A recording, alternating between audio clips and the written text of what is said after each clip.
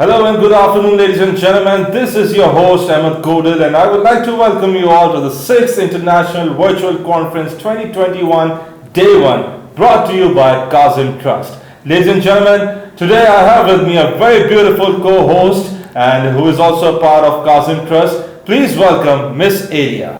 Thank you, Ahmed. Just to let you know that Kazim Trust is an organization that has been working since 2008 to create awareness and treatment programs for ADHD, learning difficulties and autism. We do not take any aid, fund or donation, and we only do this for the benefit of the society. Wow. Isn't that amazing? This is incredible. And ladies and gentlemen, as a part of our mission to spread awareness and educate the masses, Kazim Trust has held this conference specifically for all the children, all the parents, all the adults who face this problem in their daily routine, in their everyday life. And this conference includes some amazing and some very knowledgeable, very experienced, highly trained speakers in the relevant field, and they will be sharing their knowledge, their experience with all of you, which will educate you more and more about what LD, what autism, and what ADHD is. That's right, Emma, that's right. So all they need to do is they need to stay tuned with us. Yes, both days, stay tuned with us, both days. 2 days. And should we tell them the title of the conference? Absolutely, this is very important, ladies and gentlemen. The title of this conference basically is Beyond the Label, Hand in Hand, Together We Stand. Now let's move on. I would also like to add that our academic partners for this conference are Institute of Professional Psychology, Bahria University, University of Karachi, PTS Coaching, which is Pathway to Success, CHAD Association, Children and Adult with ADHD Association, International Dyslexia Association, CADRA, which is the Canadian ADHD Resource Alliance, and Dyslexia Association of Singapore. Thank you, everybody. Thank you for being associated with us. Thank you for making it happen. Yes. So, ladies and gentlemen, now allow me to introduce to you our founder trustee, Mr. Kazim Anwar. Mr. Kazim Anwar is a founder and principal trustee of Kazim Trust. He is an entrepreneur with diverse work experience spanning of over 40 years in various family-owned and operated businesses. Ladies and gentlemen, in addition, he has 30 years of successful investing experience in global financial markets. And let's see what he has to say about this conference and Kazim Trust. Hello everyone. I welcome you all to our 6th virtual annual International Conference 2021. For over 13 years, we continue to strive and build various types of programs to spread awareness for children and adults with ADHD, LD, and autism. Our strongest belief is to empower minds that learn differently. I repeat, empowering minds that learn differently. I feel incredibly proud that the highly experienced and creative team of Kazim Trust has brought together prominent field experts at our conference. Our keynote speaker, Dr. Russell Barkley, who is a pioneer in the field of ADHD, and Dr. Debbie Roy from Netherlands, have worked on international forum and in the field of inclusion in Pakistan as well. Our other team speakers and panelists are from CHAD, USA, CADRA, Canada, DAS, Singapore, and other national and international organizations. Once again, I would like to thank you for being part of our program, and I hope you will find this conference experientially enjoyable, informative, and useful. I hope and I look forward to seeing you again next year. Thank you. Thank you so much, Mr. Kazim Anwar. You are definitely an institution yourself, People learn so much from your existence. People learn so much from how you look at life yourself. Thank you so much. Now, I am personally very excited to introduce to you the team of Kazim Trust, the experienced and the creative team, and let's see how they made the journey of Kazim Trust into a possibility.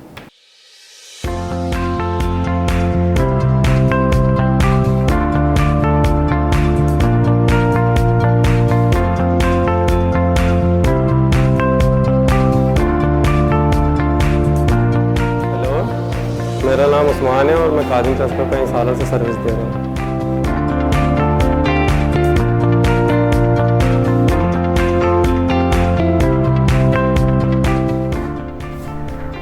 हमारा नाम हफीज़ुल्लाह है। 2 साल से मैं यहाँ काम कर रहा हूँ।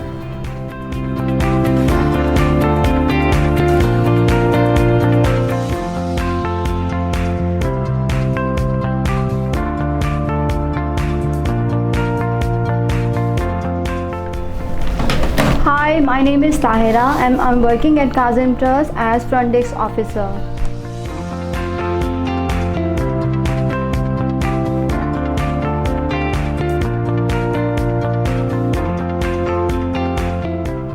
Hello everyone, my name is Jennifer James and I'm working at Kazim Trust as an Assistant Business Development Manager. Thank you very much. Assalamu alaikum. My name is Razam Jafri. I'm the Marketing Manager at Kazim Trust. Very good! Hello everyone, I'm Tamina Khan, Clinical Psychologist at Kazim Trust. Hi, my name is Mohammad Waleed Hussain and I'm an Admin Executive in Kazim Trust.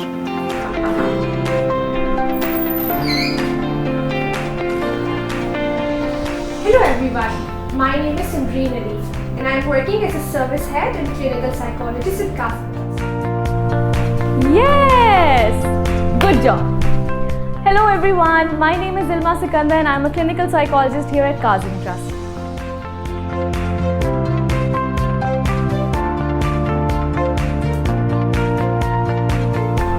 Hello everyone, मेरा नाम वारिस सादिक है और मैं चंद सालों से Kazim trust में काम कर रहा हूँ।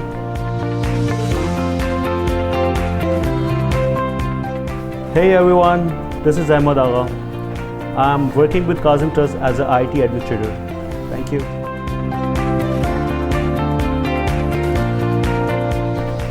Hello everyone, my name is Suhaila Bora and I'm a remedial therapist at Kazim Trust.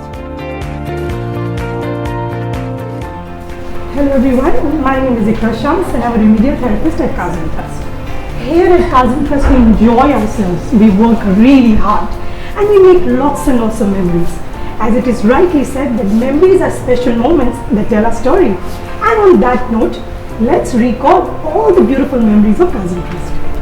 Thank you.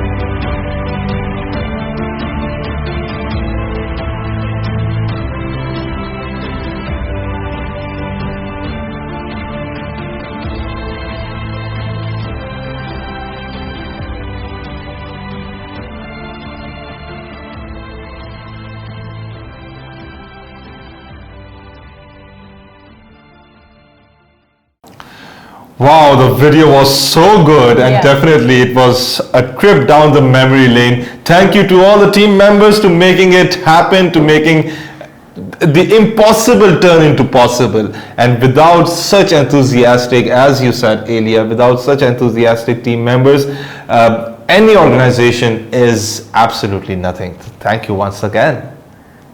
That's right, Ahmed. And now, audience, get your pens and your notebooks ready, because we're moving forward to our keynote speaker for today. It is with great pleasure that I would like to introduce Dr. Debbie Kramer Roy. She is a highly experienced practitioner and lecturer in occupational therapy. She is a Director Education of European MSc in Occupational Therapy based at the Amsterdam University of Applied Science. Dr. Roy has a PhD from Brunel University, London. She has lived and worked in Pakistan for 9 years in various roles in occupational therapy, community-based rehabilitation, and inclusive education with AQUIED. So let's move forward. Absolutely. Without any further ado, ladies and gentlemen, let us all welcome Dr. Debbie Kramer Roy. Assalamu alaikum and good morning to everyone. I'm very pleased to have been invited to give you the keynote speech for the Kazim Trust International Conference 2021. It's a real honor and pleasure to be with you on this conference. My name is Debbie Kramer Roy. I am a occupational therapist. I've been working as a therapist, as a lecturer and a researcher for more than 30 years. And of those 30 years, I've worked in Pakistan for 9 years. First as a volunteer in community-based rehabilitation with children with disabilities in the Bastis. Later as a lecturer at AQUIED, where I was teaching on inclusive education, a completely new curriculum part for IED. And then more recently, when I was living in England, I have also conducted a research study with a team of co-researchers with Dow University of Health Sciences and the AMI School. I'll tell you more about that later. From that project also this picture by one of the children in school who emphasizes that we need to share our similarities and celebrate our differences, and everybody deserves to be included. So today what I'll talk to you about is first the global perspective, what's the international regulations and guidelines on inclusive education, a little bit of history, and what is the current situation in Pakistan around inclusive education, so some policies and implementation. And I'll tell you about the research project where we have worked on developing an approach to inclusive education that can work in Pakistan. And then hopefully by all of that you'll have been challenged to think about your role to promote inclusive education for children with disabilities and special needs in Pakistan. So to go back in history, in 1989 the Convention on the Rights of the Child was adopted and signed by nearly all countries in the world, including Pakistan. It is a universally agreed set of non-negotiable standards and obligations. So once you've signed this, you need to commit to this. There's minimum entitlements and freedoms that should be respected by all the governments, and it's founded on respect for the dignity and worth of each individual, regardless of any difference they may have in terms of race, ethnicity, gender, religion, anything, status of socioeconomic strength, and it applies to every human being everywhere. So the rights and the obligations go hand in hand. You have rights to be respected, but you also have the obligation to respect others, and that's from government levels down to personal level. So there is one article in that convention which is specific to disabled children.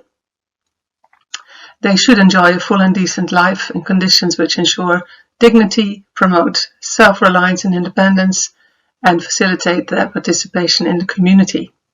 So this is now quite a long time ago, and we are still working on it, so you can imagine how much work it is to to implement all this. Disabled children also have the right to special care and assistance, so rehabilitation and schooling and things like that. And it should be, according to this convention, free of charge. This is not the case in many places in the world. So this means access to education, training, healthcare, etc. Anything they may need to live their lives fully, to be employed, to enjoy themselves, anything the same as other children. This also involves information sharing, not only at a local level, but also at national level and international level, and also between different services like education and health and social services. So this was recognized again also in the Convention on the Rights of Disabled Children later in 2008, and partly also in Education for All, which was much sooner after this in 1990. What's important is that in order to implement inclusive education, in 1994, so not long after the Convention on the Rights of Children, there was the Salamanca Statement. This was based on a conference of special education professionals from all around the world. And they brought out a statement. Again, it has been signed and adopted by nearly all countries in the world, including Pakistan, that every child has a fundamental right to education and should get the opportunities to achieve that.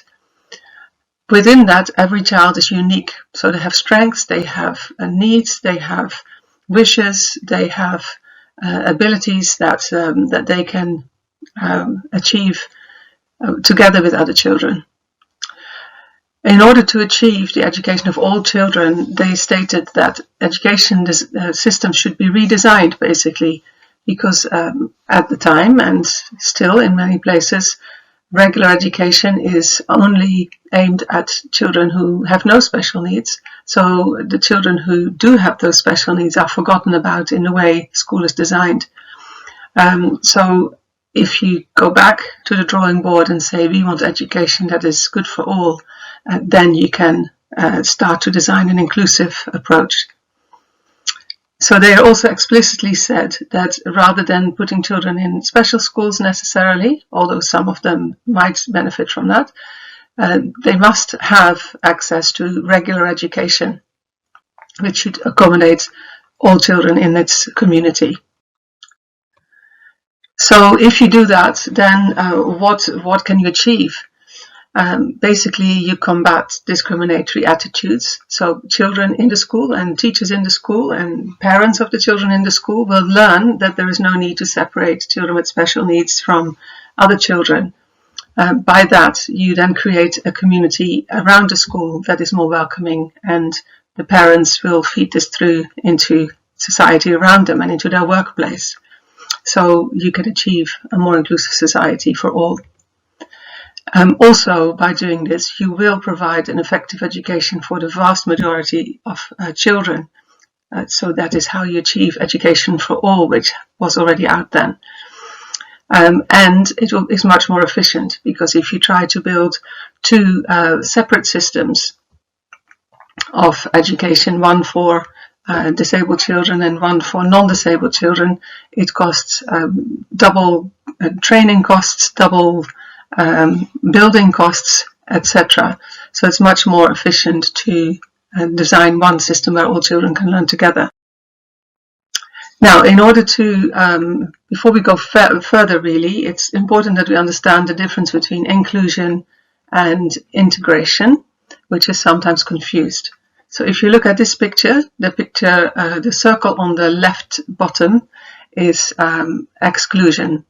So the big black circle is school, and the colored dots are children. So the green dots are children who are not deemed to have any special needs, and the other colors are children who do have differences. So in this case, exclusion means that children with disabilities or known disabilities are not admitted into school at all. Now, this is the case for a large proportion of disabled children in Pakistan, as I'll show you later. And this obviously is not at all what we want. Then what you see is segregation. So you separate out children with and without disabilities. In this case, you have the main school where the green dots, the children without special needs study, and a different separate school, a segregated setting where disabled children study. This is not really what we want for the majority of children.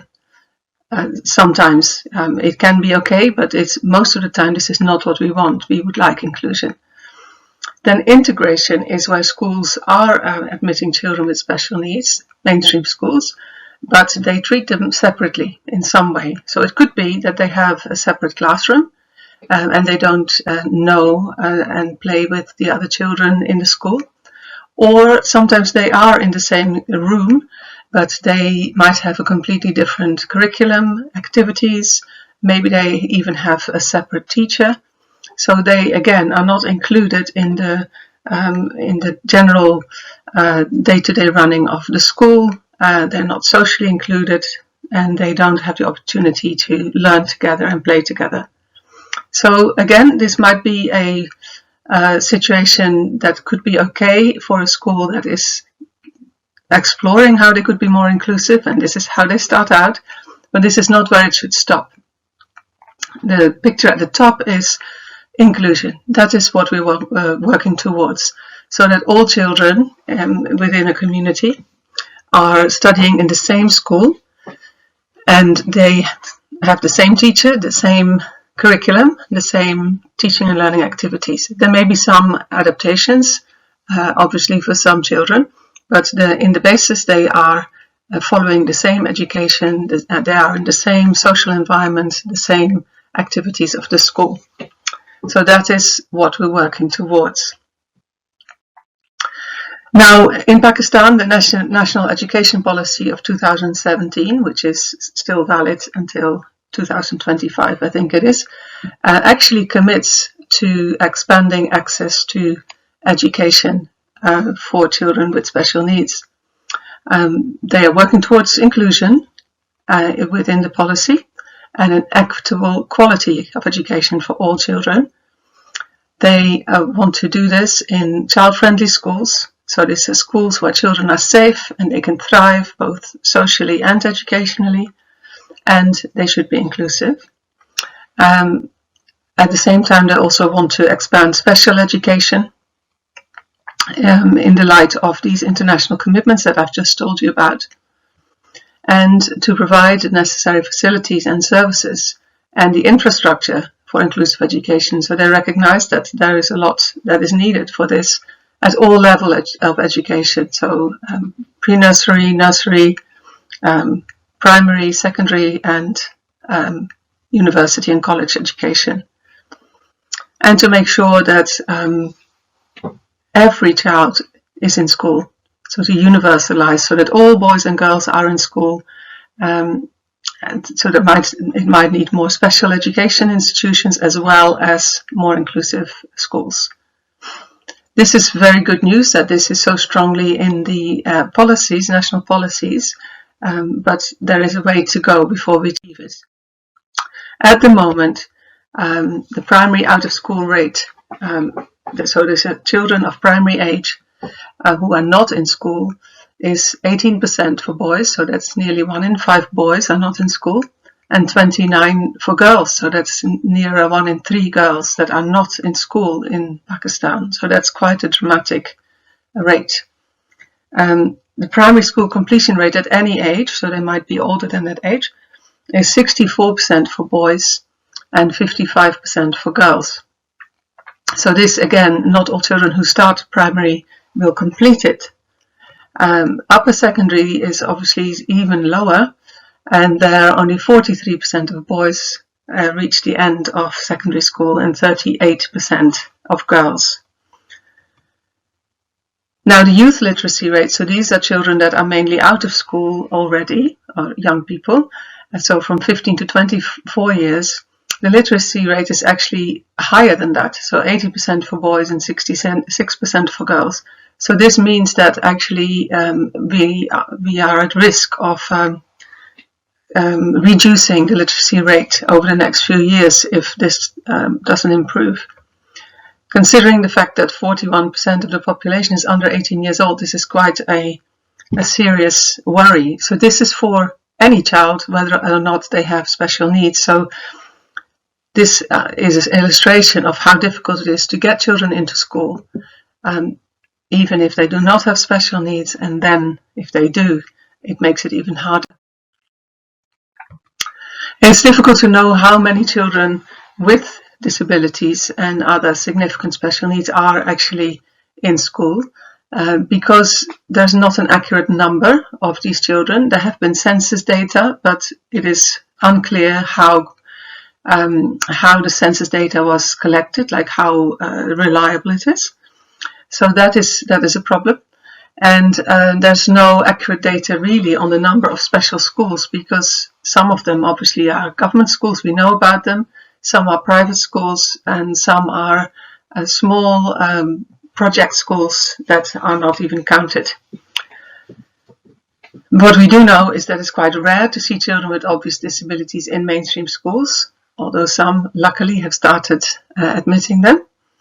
And when you talk about children who have more hidden problems like VCD or ADHD or autism spectrum disorders that are not as pronounced, then we don't know, because they're quite hidden literally in the schools, and they might be struggling to participate for whatever reason, and therefore they may be left seated in the back row in some of the schools, or in some of other schools they might be asked to leave because they're not achieving well.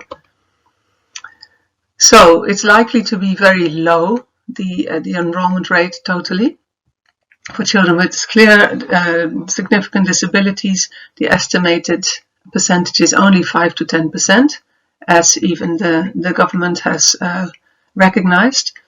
And teacher training is quite rare. Even general education, teacher education is now starting to become more common and more required. But for a long time it was not. So a lot of teachers have not been trained to work with children with special needs at all. So that's a problem. That's stopping it from improving in terms of admission rate. Of course, where schools are starting to include children, understandably they start with children that they think might be easier to include, and then they hope that it will build up later to all.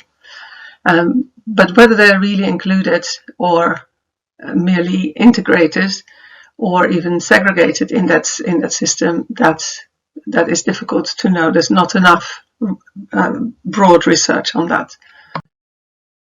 So back to the policy. The government acknowledges those challenges. So even at policy level, there is a lack of awareness and lack of priority for this. There's a lack of funds and there's a lack of collaboration. So it's there on paper, but in order to build up that strong implementation of policy, that will still take time, and it will take lobbying by people like you and me. At the school level, there's a shortage and a low quality of special schools, but also of inclusive schools. There's a lack of expertise and materials, and also there is quite a lot of resistance from teachers sometimes, or owners of schools or administrators, to include children with special needs.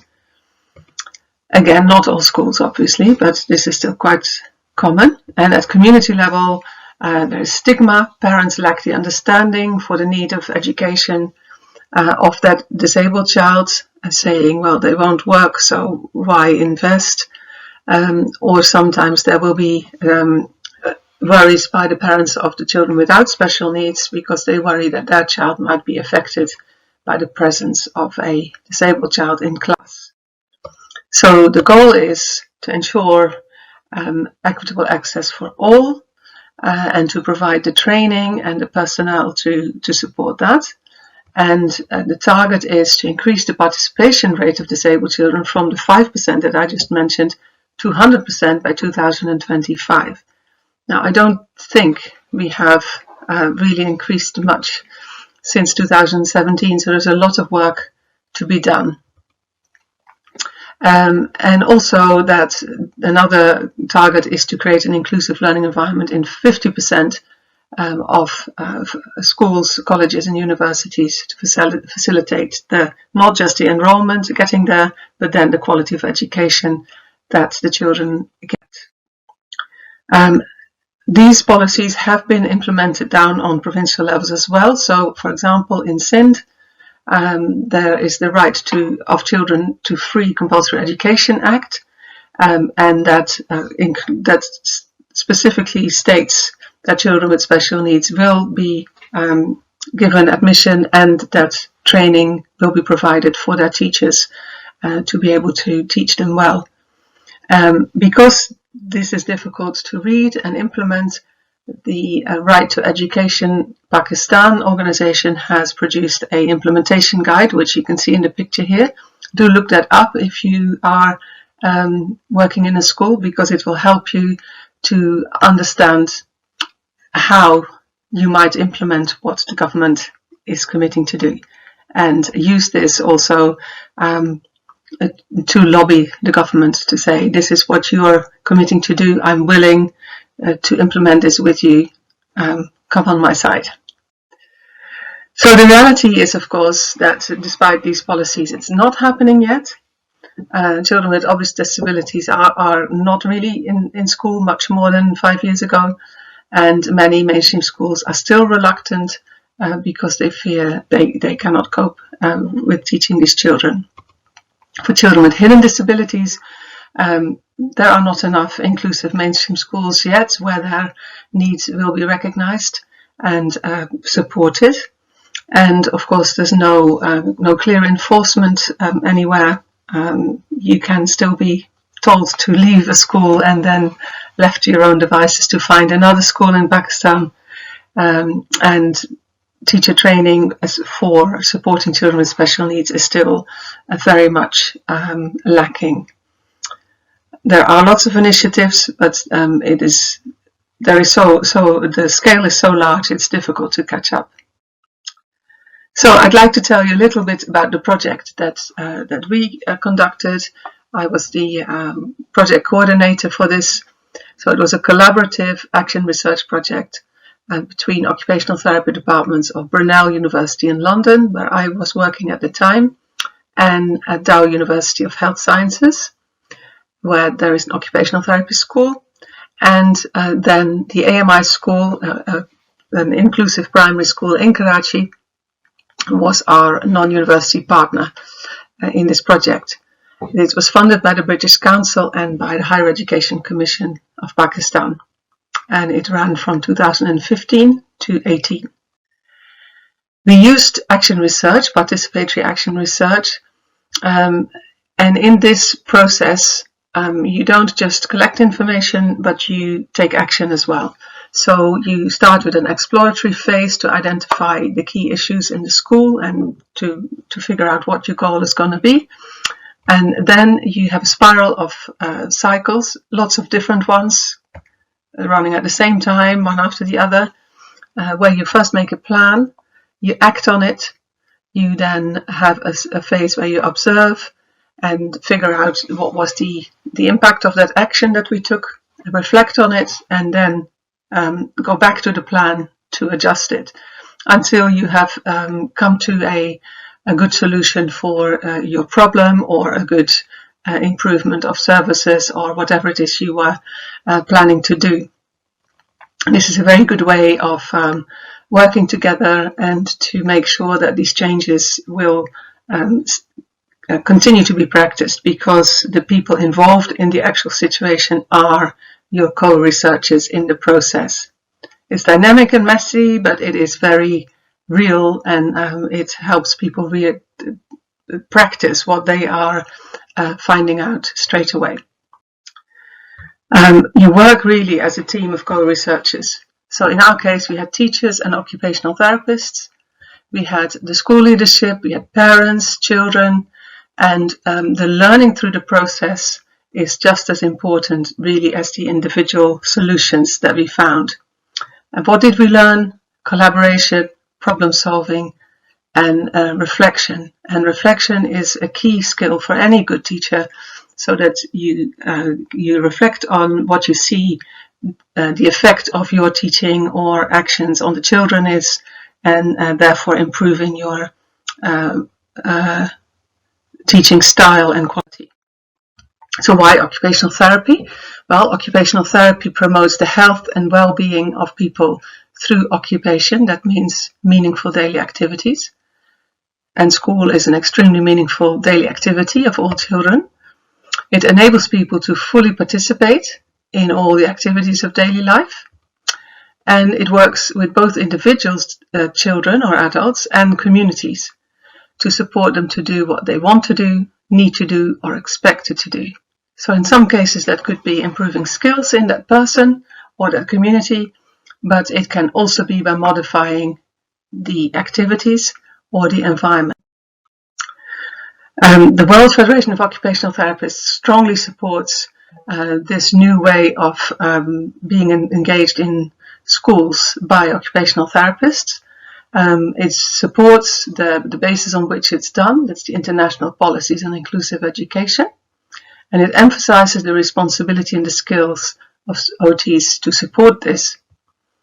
It points out the need to work on 3 levels of intervention, which I will explain to you on the next slide, and it promotes a collaborative approach. So this very much fit with the research plan that we had, and the focus should always be on the full participation of all children.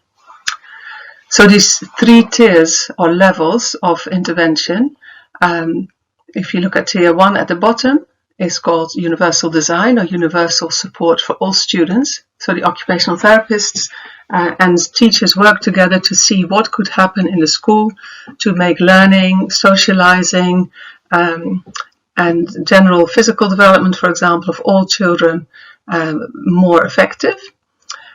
This includes the atmosphere and the culture in the school. Then the second tier are children who are having some difficulties with learning in some classes, and there you might work with some smaller groups in a targeted approach. And these children would then work in those groups and collaborate and have maybe a slightly different way of explaining activities, or maybe a more hands-on way of learning, or a different way of testing their knowledge. There could be all sorts of targeted adjustments. And then once you've done all that, there will be a very small percentage of children that would still need an individual approach, maybe some therapy for strengthening their pencil grasp, for example, or social skills, or other ways, but that would be a very small percentage of children once they have benefited from the universal and targeted approaches. So what we did a situational analysis of the whole school to look at what was already done that facilitates inclusion, but also what is still blocking it, and also looking at the physical and social environment in the classroom, the school, and the playground. After that, through the first 2 years, there was classroom observation where the occupational therapy and the teacher would work together in the school, and they would either focus on a group or the whole class as an issue, or individual children. And they would use, in both situations, the person, environment, and occupation approach, which I will explain in a second, to see where the barriers were. And then after that, they would use that action research process that I was just telling you about to develop either materials or strategies of teaching, inclusive lesson plans, changes to the environment, or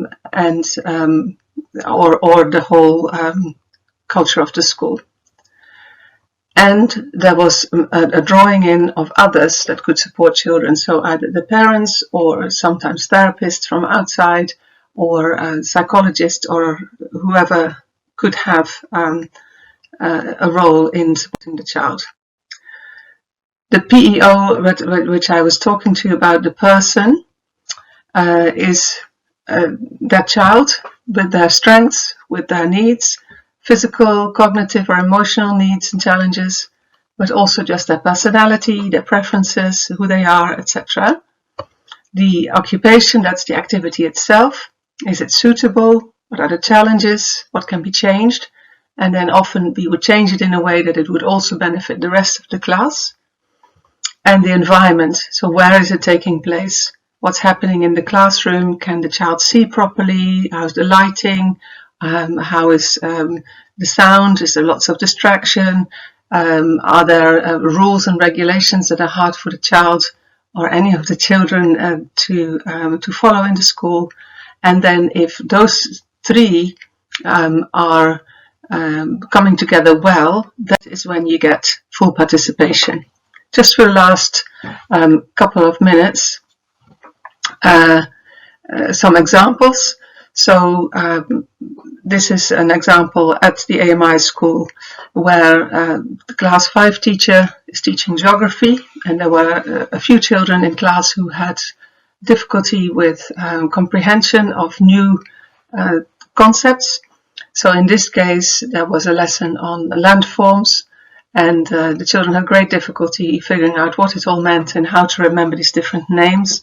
So they developed together hands-on materials that the children could manipulate and handle, and then they were taking turns and they were able to collaborate to join these pictures with name cards. And by doing it this way, the children who had comprehension and memorization problems found it much more easy, but they also found that the rest of the children in the class equally benefited from this, and therefore the teachers were encouraged to continue to have a more activity-based style of teaching even for the children in the higher classes, and this worked very well. And of course it also then helped the behavior of children in the class because they felt they were able to participate much better.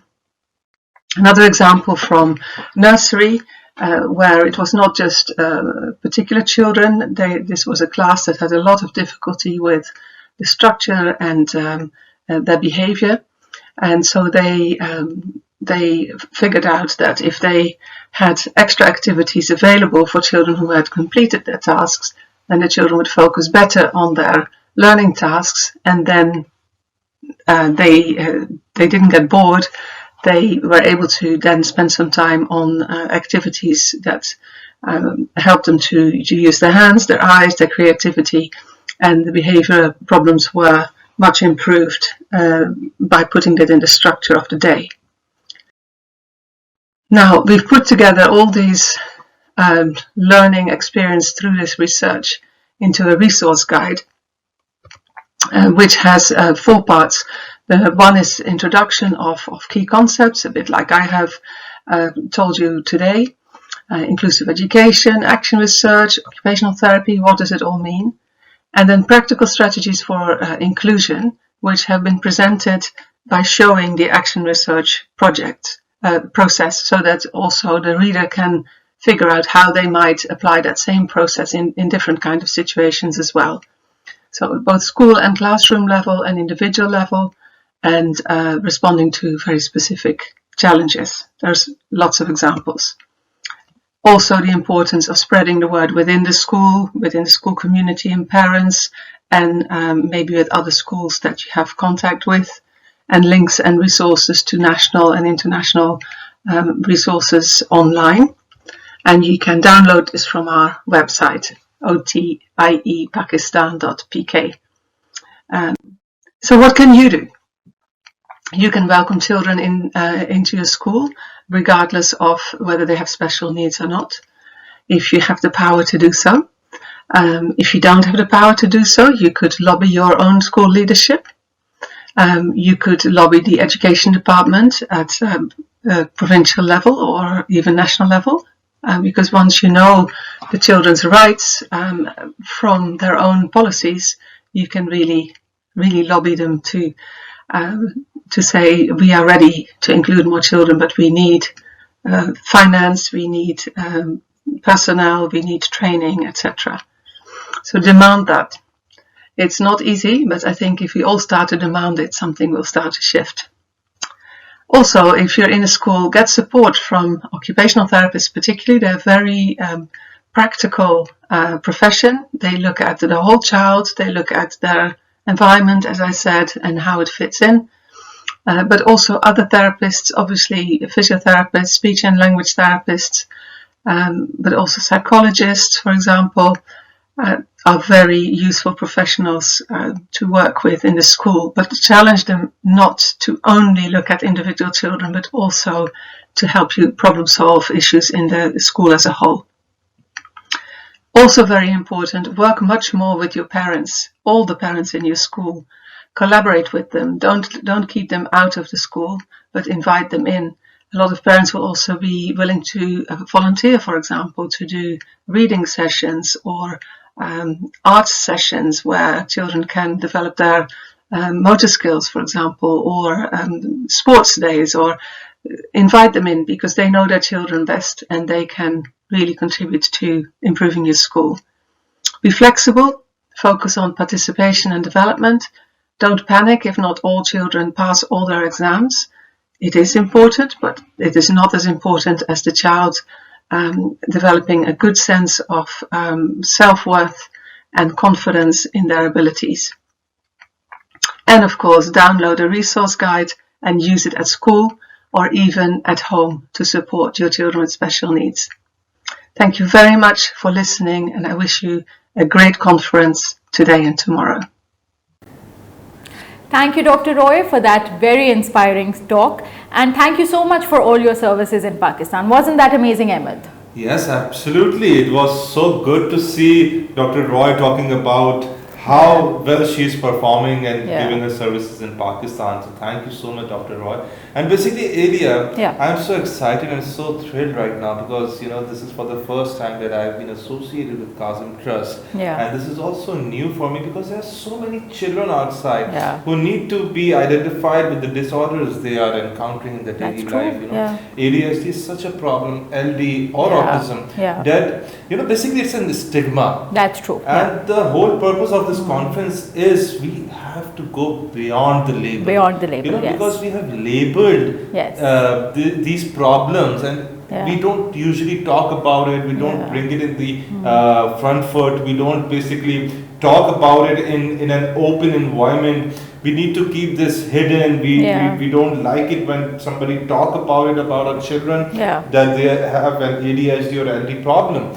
So, you know, this whole conference and the people associated with it, I think that today is one of those days of my life that I actually feel blessed that I get to know about it. You know, now when I go out of this room, I will be able to help the society by creating more awareness, spreading more awareness, educating the masses about the problems they are facing.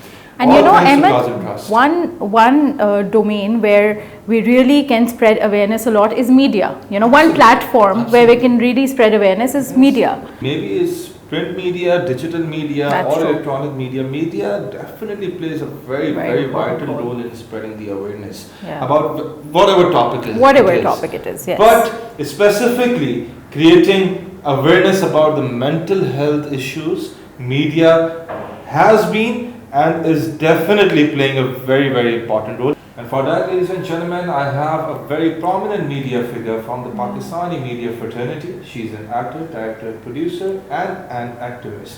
Ladies and gentlemen, she is always raising and voicing any relevant social issues she come across, and she's also on the board of trustees of Actor Association Trust. Without any further ado, please allow me to welcome the very talented Miss Anjali Malik. Assalamu alaikum.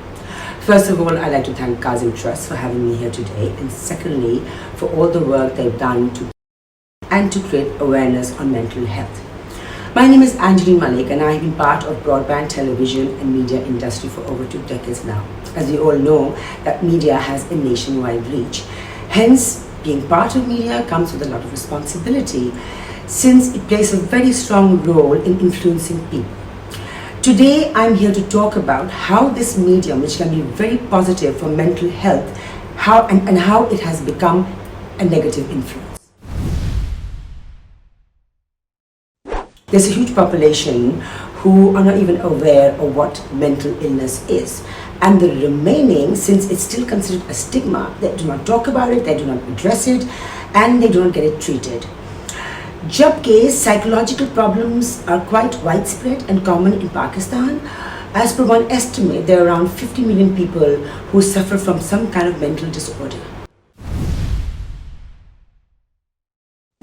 It is mostly caused by strained family and friends relationships, feeling a misfit in society, the political and economical conditions in Pakistan, which gives rise to unemployment, the incidents happening every other day, the violence, which are reported with a lot of graphic details, the injustice, the violation of human rights. All these factors together can give rise to a very unstable and mentally imbalanced mind.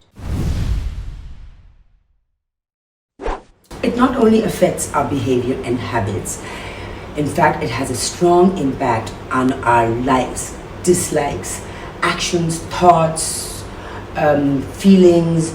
It shapes how we see the world and the people around us. Now, do our channel owners and content creators take this into consideration, or are they only interested in creating content for shock value just to increase their viewership and their ratings? Since entertainment is limited in Pakistan and the only source available is television, hence it is the most watched and the most popular platform of media. Our TV dramas are religiously followed nationwide, hence it has the potential of influencing our youth, the children, as well as the mature viewers. The reasons I mentioned before, along with the frustrations and struggles in life, when someone comes home and switches on the TV to escape from the cruel world, they actually see the same, since all our channels, they follow the same trend, let's say abuse, harassment, aggression, injustice, rape. Basically, like such content which is glorifying misery can have a very negative impact on the viewers. For some, it might create an acceptability of such acts, whereas also encourage volatile and violent behavior. And for those who are already suffering some kind of mental disorder or depression, their state of mind can get much worse. One more aspect of life they really like to pick up as a subject, that is society's unfair and unreasonable expectations. Now, yes, we need to address it, but when it's shown as part of our culture, then we are not discouraging, but we're encouraging that mindset. Okay, let me give you an example, like Rishta and that whole culture, and then the fact that everyone keeps on telling a girl that her only focus should be a marriage. So now these two concepts or storyline is present in every single play almost. So imagine the state of mind of that young girl who has been rejected time and time again, and all those other girls who are kind of crossing the age of marriage set by society. Imagine their mental state, and then when they see it kind of on the screen, that would just kind of reinforce the depression or the distress they are feeling. So this actually leads to the feeling of being unwanted, feeling vulnerable, which can lead to extreme emotional trauma, and this can actually make them view their lives as pointless and distressing, which can have serious consequences. The story is about this beautiful, flawless girl who's not a day above 30, and the guy sees her and it is love at first sight. So what are we saying here? We are saying that beauty has a more precedence over any other quality the girl might have. So this perception of beauty created is linked to anxiety, envy and depression. for many of our young viewers who have minimum exposure to the real world, they find their source of inspiration from the hero or the main protagonist. So in recent trends, we have started showing the hero as being negative till the end, and then he turns around, but he's forgiven, and everything and all the wrongdoing is forgotten. Like this recent storyline where the guy rapes a girl and then she falls in love with him eventually. And then the old Bollywood trend where the guy harasses the girl, he stalks her, he's obsessed with her, and eventually she falls in love with him. Now that trend is still being followed here, and now that behavior is harassment. So now these young minds, they are in this unstable state as it is. They start believing that the TV world is the real world and the outside world is imaginary, and the principles and the portrayals shown on the TV screen are acceptable. So what happens is they can start exhibiting the same behavior, which can lead to disruptive, and they can cause harm not only to themselves but everyone around them, since they believe this behavior is correct and principally right. One thing which is very common in most of our plays is the depiction of the person inflicted with mental disorder as bad, dangerous and violent. And any tragedy or any harm done, the responsibility is placed on them. And the villain, in the end, when he has to pay for his sins, he goes mad and is thrown into an asylum. So the message we are giving is that people with any kind of mental disorder do not belong in the society, and they are actually a threat to the society. In the absence of actual experience with mental illness, many people believe and rely on the television worldview. Now, media has lately, or has over the past, shown them as being comical, violent, as well as exaggerated. So hence, due to this distorted perception, many people believe the worst of them, and in fact, media has played a very strong role in encouraging the stigma attached. There have been many plays made on this subject with very good intentions, but they have fallen short due to lack of research. And one more thing which they overlooked is when you are trying to create awareness, it should be followed by a solution. Our nation has very less exposure to the outside world and very less knowledge. So they assume what they see on TV represents the rest of the world and is principally right. So what is principally right and accepted by the world should be acceptable to them as well. Thank you, Anjali. That was a very thorough discussion about the role of media, and earlier, being a part of media, Pakistani media myself, I can totally relate to what Angeline was saying and how true her words were. And basically, we all should play the role of spreading awareness. It doesn't matter if we are in media or not, right? That's true. So, But Elia, I want to ask you one thing. Ever since we have teamed up for this conference, and I decided to be a part of Kazim Trust through this conference, I have been hearing one word continuously, and that is inclusion. Yeah. And I would like to openly ask you in front of everybody, what actually inclusion is. Can you please tell me a bit about it? Yeah, sure. So, Ahmed, inclusion refers to a pluralistic society where everyone, regardless of any discrimination of their needs or capabilities, they come in together and they enjoy life, So Wow. that is inclusion. That's called for a celebration. That is, yes. Absolutely. And let's discuss this further in our panel discussion of our esteemed and honorable panelists, and the panel discussion is titled Remodeling Inclusion in Pakistan. It will be moderated by Ikra Shams. Ikra Shams is a part of the Kazim Trust team. She has an experience of over 11 years in this field. She's a remedial therapist with an experience of over 11 years in this field. Let's move on to the panel discussion. Yes. Hello ladies and gentlemen, my name is Ikra Shams and I'm a remedial therapist at Kazim Trust. I'm really honored to be the moderator of this panel. I warmly welcome all of you. Dear audience, I assure you that this program shall be full of information and we will make a lot of memories. Today, the topic of our panel discussion is Remodeling Inclusion. And I would like to begin my panel discussion with an amazing quote by Lisa Friedman. Inclusion is a philosophy that embraces the idea that everyone has something of value to contribute and that everyone has the right to belong. Very well said. The audience, it's now time to invite our honorable panelists on board with us. They're ready to give away their experiential knowledge.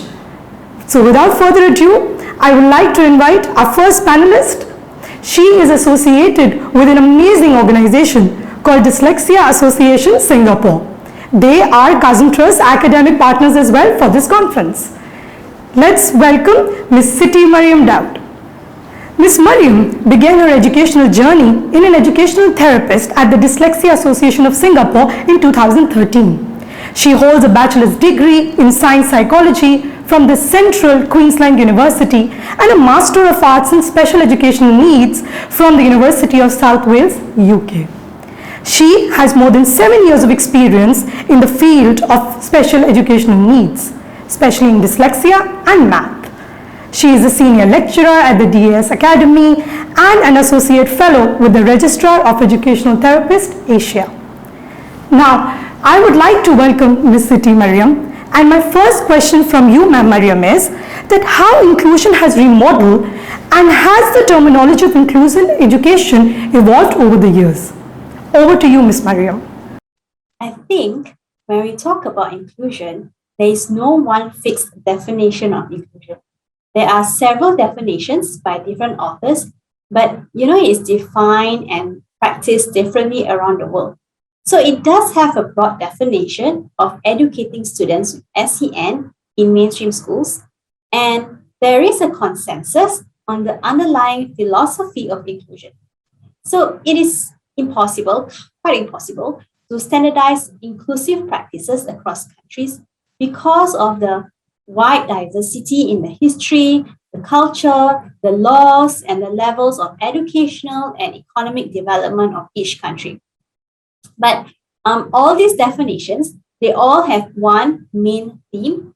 It relates to much more than adapting education to the specific needs of students with SEN. So as paradigms have changed, the terminology used have also changed over time. Allow me to share my screen. Okay, so we'll take a look at the different definitions that have changed over time. So firstly, we had normalization. So this seeks the involvement and participation of students with SEN in the general education environment. Then we had mainstreaming, which was used as an informal way of describing the practice of including students with SEN in regular classrooms and giving them the exact same opportunities as any other kid to enjoy every aspect of the school experience, from academics to socialization. So in other words, it was an attempt to move students from special education classrooms to regular education classrooms, only in situations where they're able to keep up with their typically developing peers without specially designed instruction or support. Then for integration, so an integrated classroom is a setting where students with SEN, they learn alongside typically developing peers. Extra supports may be implemented to help them adapt to the regular curriculum, and sometimes separate special education programs are in place within the classroom or through pull-out services. So in theory, integration is a positive approach that seeks to help students with SEN be part of the larger group. But in practicality, the differences in the way all people learn can make this system of education less effective overall. So historically, many countries have adopted the integrated education model. But again, with the shifting paradigms, many are also trying to move towards the actual merging of special education and regular education, with the belief that all children are different. They will learn differently and should have full access to the same curriculum. So students with SEN are not expected to adjust to a fixed education structure. Rather, the structure is adjusted so that everyone's learning styles can be met. So the promise of inclusion or inclusive education is that it brings all students together in one classroom and community, regardless of their strengths or weaknesses in any area. And it seeks to maximize the potential of all students. So it is an effort to make sure that diverse learners, those with SEN, different languages, cultures, different homes and family lives, different interests and ways of learning are exposed to teaching strategies that reach them as individual learners. So inclusive schools ask teachers to provide appropriate individualized supports and services to all students without the stigmatization that comes with separation. Teachers in inclusive classrooms also vary their styles to enhance learning for all students. So when it comes to remodeling inclusion, inclusion does demand changes at various levels. So we have the macro level where government policies and initiatives promote the social and educational inclusion of people with SEN. We have the meso level where educational institutions develop inclusive forms of organization, curriculum, and pedagogy, which include diverse learners. We also have the micro level where teachers look critically at their practice in order to include learners within the classroom. So the trend in education today is moving away from integration and towards inclusion. While both approaches aim to bring students with SEN into the mainstream classroom, one system expects students to adapt to the pre-existing structure, while the other ensures the existing education system will adapt to each student. And I think that's how we should be approaching the teaching and learning of students with SEN. Thank you so much, Ms. Mariam, and very well explained about the evolution of terminologies and how inclusion actually demands changes. Now, since we are talking about inclusion, Ms. Mariam, I really want to know about the interventions and strategies that should be used for support of inclusion in classroom setups. So we know dyslexia is a literacy-based difficulty, while dyscalculia is an arithmetical-based difficulty. However, to support inclusion in the classroom and to support both learners with dyslexia and dyscalculia, we can usually approach teaching and learning in a multisensory manner. So when I say multisensory, it means that we want the students to activate as many senses as possible during the learning process. So make learning tactile, kinesthetic, as you carry out the visual and auditory component. Let me show you a few examples. Allow me to share my screen. Okay, so if you can see my screen, you'll see a card with the CH. So for example, for students with dyslexia, how we can make learning multisensory. So let's say you want to introduce a new sound, a CH. We get the learner to trace the letters while sounding out CH. Okay, so by tracing, you have that tactile element. You can in fact enhance that tactile element by getting them to trace on a rough surface, for example, sandpaper.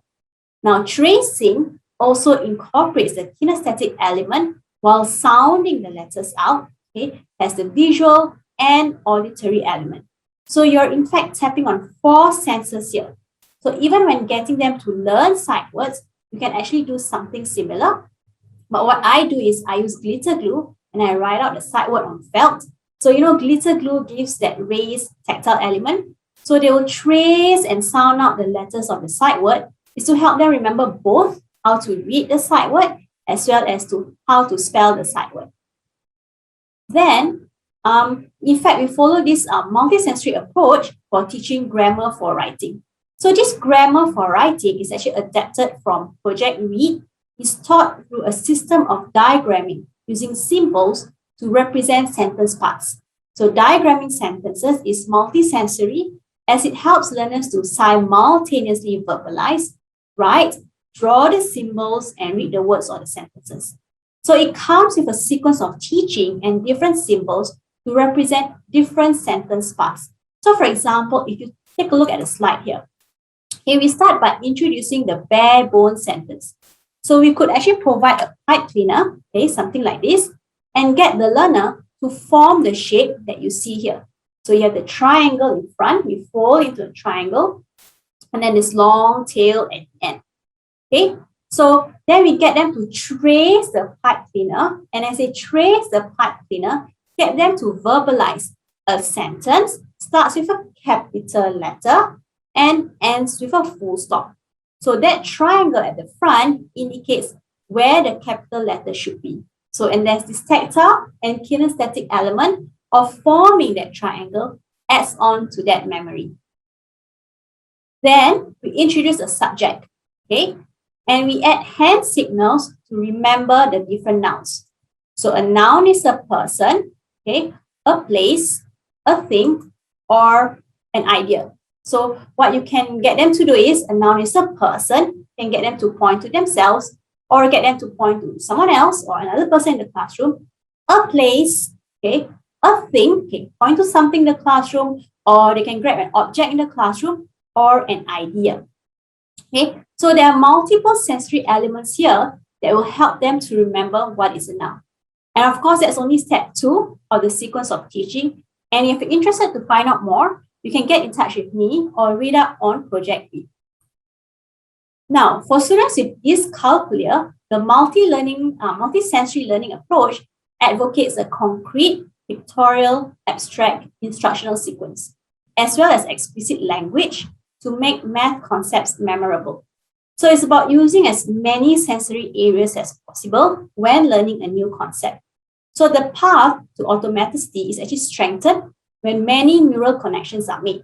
So the student may hear the teacher's voice or his or her own as the visual component is engaged, as the hands are manipulating objects. So when the hands are engaged, so is attention.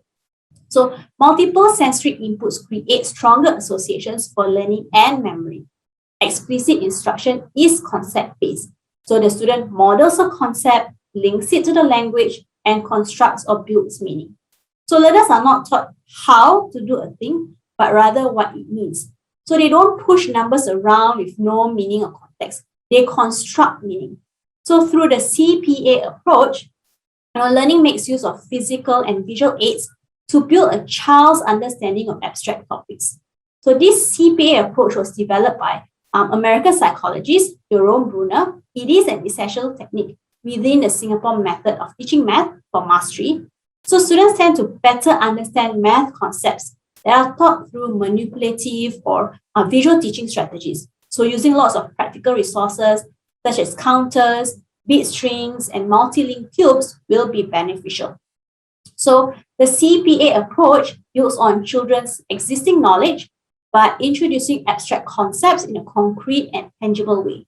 So it involves moving from concrete to pictorial representations to abstract symbols and problems. So really, concrete is the doing stage. Okay, so during this stage, learners use concrete objects to model problems. Pictorial is the seeing stage. Here, visual representations of concrete objects are used to model problems. And the more experiences a learner has at the concrete and pictorial levels, the better frame of reference the learner has for the abstract stage, where he needs to represent his work in the symbolic form. And as much as possible, we should try to do the 3 stages of the CPA approach simultaneously. Okay, so when students get to experience a learning through multiple pathways, it stimulates their brains best and engage them more deeply in the subject matter. So in fact, all children benefit from exposure to multi-sensory lessons, including those who may not have any difficulties with learning. And this is what we mean by inclusion, right? Whether general education or special education, ultimately using a multi-sensory approach in a learning environment helps to meet the varying needs of all children, giving them each a chance to succeed. Thank you. Wonderful, Miss Mariam, and amazing strategies you shared with us today. Well, being a remedial therapist, we also use different approaches at Kazim Trust, and we try to help children and individuals to learn at their own pace and capacity. Basically, we give them the platform to learn differently. Thank you so much. Dear audience, as we all know that inclusion and diversity plays a very vital role in bringing about societal change. So, and every country is doing its best to bring inclusive education and to work towards it. Now, for my next question, I would like to invite our next panelist. She is also one of the STEAM member of the DAS team. let's welcome Ms. Rebecca Shelena.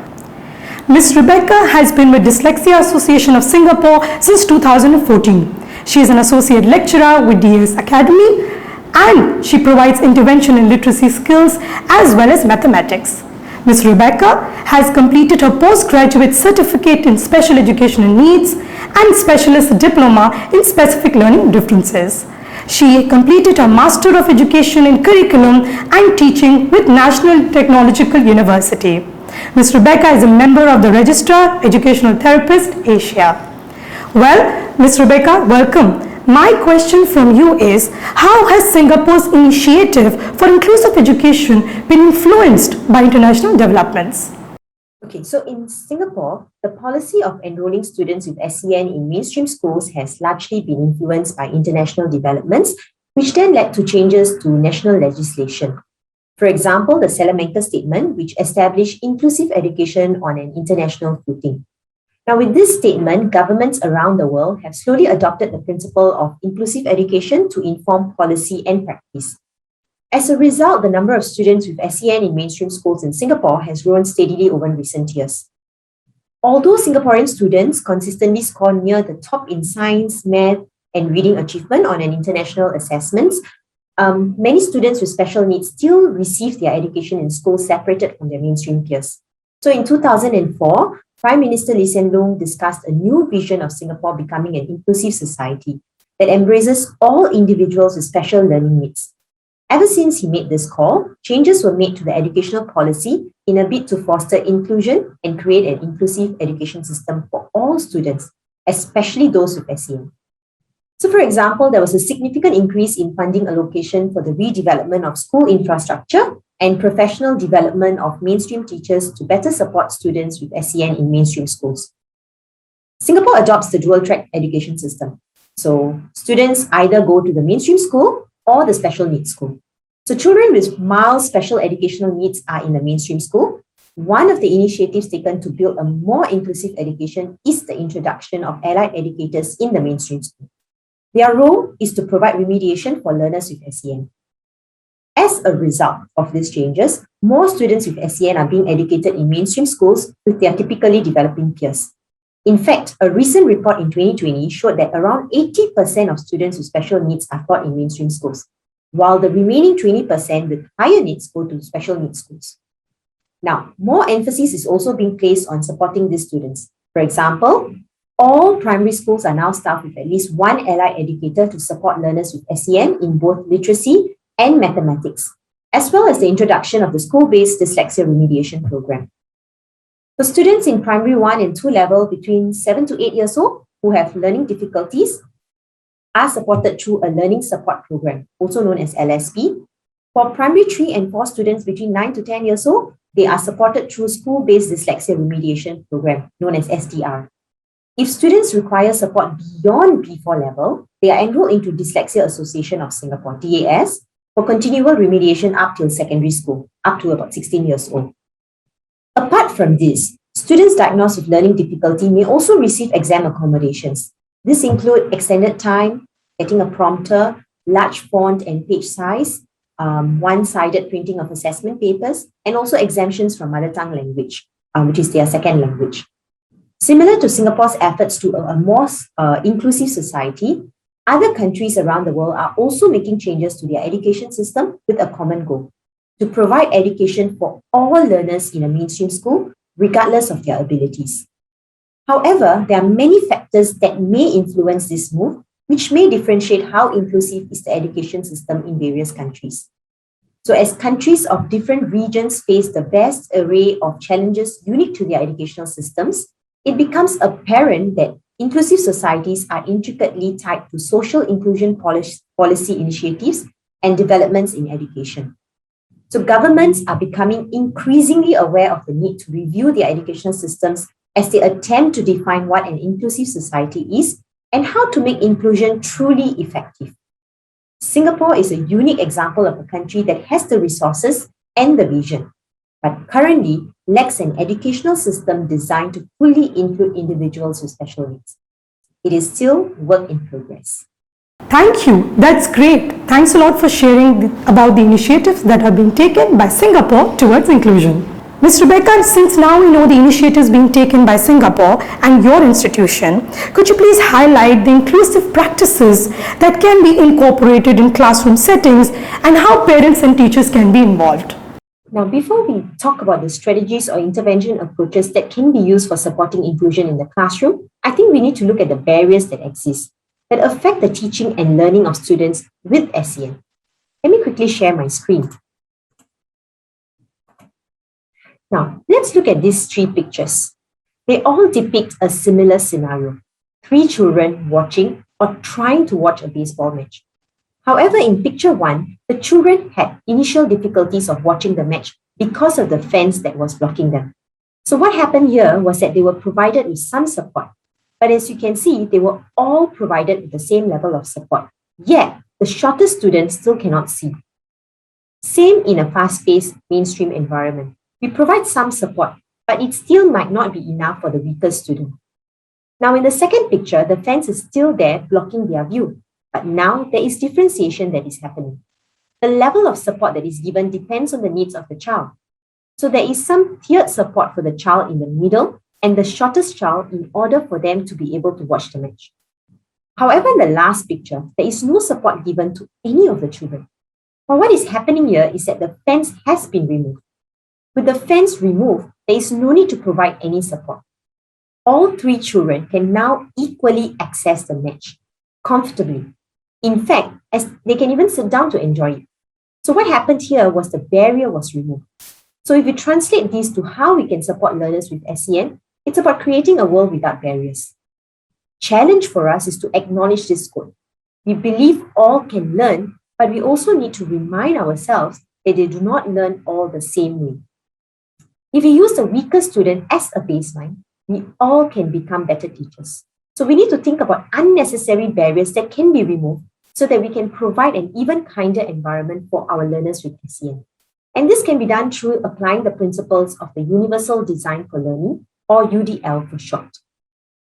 The UDL is basically a framework of thinking about teaching and learning that helps give all students an equal opportunity to succeed. This approach offers flexibility in the ways students access material, engage with it, and show what they know. To understand what UDL is, it might be helpful to understand what it is not. The word universal may throw you off. It may sound like UDL is about finding one way to teach all kids, but UDL actually takes the opposite approach.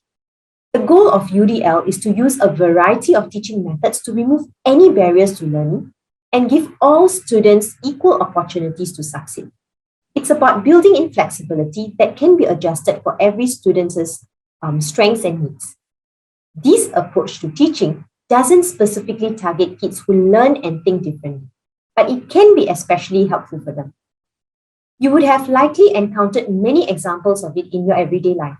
Closed captions or subtitles, automatic doors, and accessibility features on smartphones. These are all some examples of universal design. These design elements help people with disabilities, but people who don't have disabilities may also want to use them. UDL provides that same kind of flexibility in the classroom. By applying UDL principles, teachers can effectively instruct a diverse group of learners. So firstly, UDL emphasizes on multiple methods of presentation. This principle of UDL addresses diverse learning styles and provides multiple opportunities for students to grasp the key concepts. Apply this principle by breaking up long lessons and reading assignments into activities that engage students in listening, watching, reflecting, and doing. UDL also recommends offering information in more than one format. For example, textbooks are primarily visual, but providing text, audio, video, and hands-on learning gives all kids a chance to access the material in whichever way is best suited to their learning strengths. Then the second principle of UDL is that students should be given multiple ways to express their comprehension and mastery of a topic. Consider accepting student assignment submissions in alternative formats, including oral presentations, videos, newspaper articles, etc. Make use of assistive technologies for increased communication and opportunities for students to demonstrate their knowledge and skills. So UDL suggests giving kids more than one way to interact with the material and to show what they have learned. So students might get to choose between taking a pencil and paper test, giving an oral presentation, or doing a group project. Then lastly, getting students excited about learning by providing multiple opportunities for engagement. Begin by focusing your course objectives on essential knowledge and skills. As you teach, clarify the importance of each topic and put students in an active learning role. Explain to students how the concepts you present are relevant to them and their daily lives. So UDL encourages teachers as well as parents to look for multiple ways to motivate students. Letting kids make choices and giving them assignments that feel relevant to their lives are some examples of how teachers can sustain students' interest. So with UDL, it makes learning more accessible for all learners. It presents information in ways that adapt to the learner instead of asking the learner to adapt to the information. Also by giving kids more than one way to interact with the material. UDL builds in flexibility that can make it easier for kids to use their strengths to work on their weaknesses. And lastly, it reduces stigma. Because you're giving a variety of options to all students, UDL doesn't single out the few who need that additional support. Very insightful information indeed. And thank you for talking about the barriers and how removal of these barriers play a vital role in order to create a better learning environment for our learners. Thank you so much, Ms. Rebecca, for being with us today. Dear audience, as we all know that an inclusive educational environment is immensely beneficial to all of us. And Pakistan is also working really hard towards the path of inclusion. In order to know more, let's invite our next panelist. She is the Executive Director READ, remedial teacher, dyslexia interventionist, experienced Chief Executive Officer with working experience of 35 years in the field of education. She is skilled in coaching, entrepreneurship and strategic planning. Let's invite Ma'am Shahina Alvi. Welcome, Ma'am Shahina Alvi. So, ma'am, my question for you is, what is inclusion and how can we establish inclusive schools in Pakistan?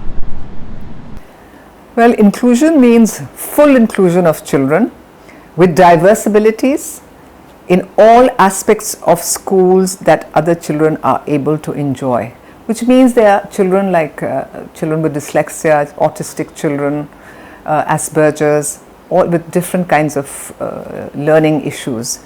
And it involves regular schools and classrooms, not separate, with regular schools and classrooms, genuinely adapting and changing to meet the needs of all children. So it is a very regular classroom with these children and regular teaching is done there. So as well as celebrating and valuing differences, that means the children are respected for their differences also.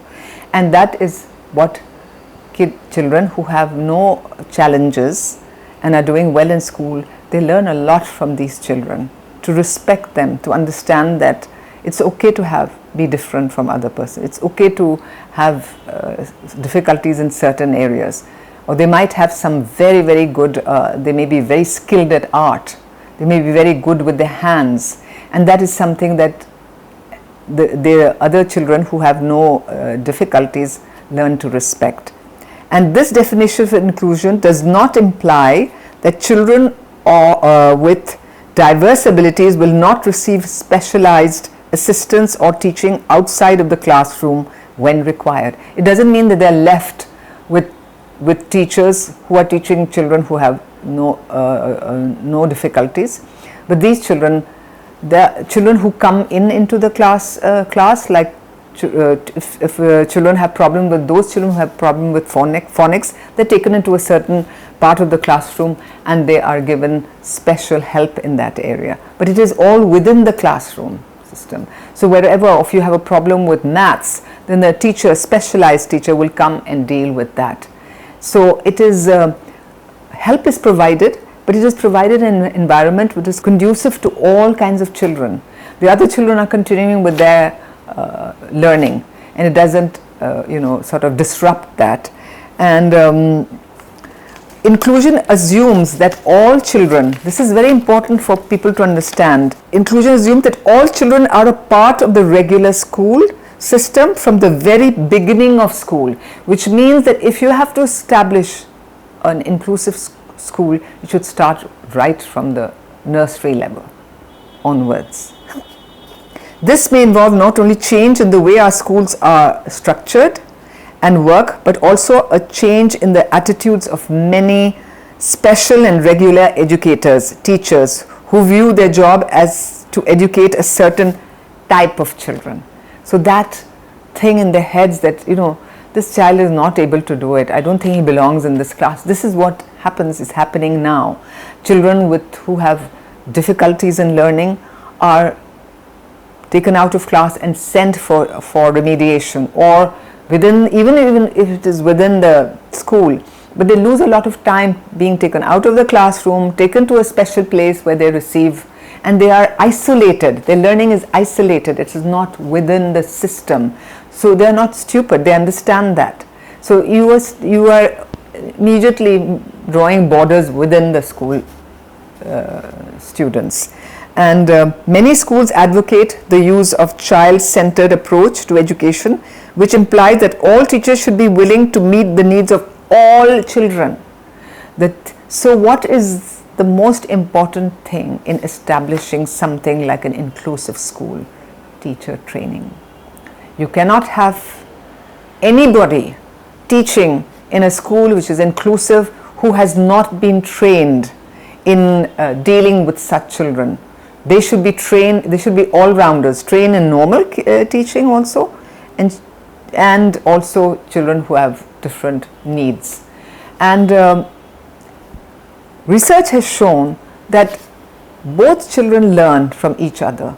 The children who have no difficulties learn to respect the other children, they learn to be patient with them, they are ready to help them in any way. They are and they merge very well. This is only an adult concept that wo to bachcha is not, you know, he's so different, how will he fit in that? Oh, they fit very well. If you start right from the beginning, that is why an inclusive school should start right from the bottom level, like nursery level, where children are growing together with differences. They're growing with differences, but that differences is only eyes of other people. For such children, they don't see the difference. They see only thing that they can relate to. And the children with learning difficulties learn to deal with, or they look at the way the children who have no learning difficulties learn things, how quickly they pick up. So it's a positive environment for all children. How children learn to help each other. Those are things that is inculcated in them. Thank you so much, Ma'am Shaina, for sharing such wonderful information with us. I totally agree with you that we must celebrate and value the differences in the classroom setups. And if we'll do so, we'll actually bring about a change in the society.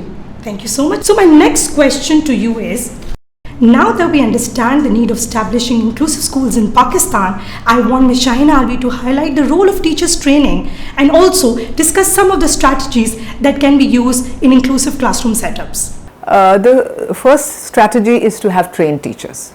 It's not a strategy, it's a need.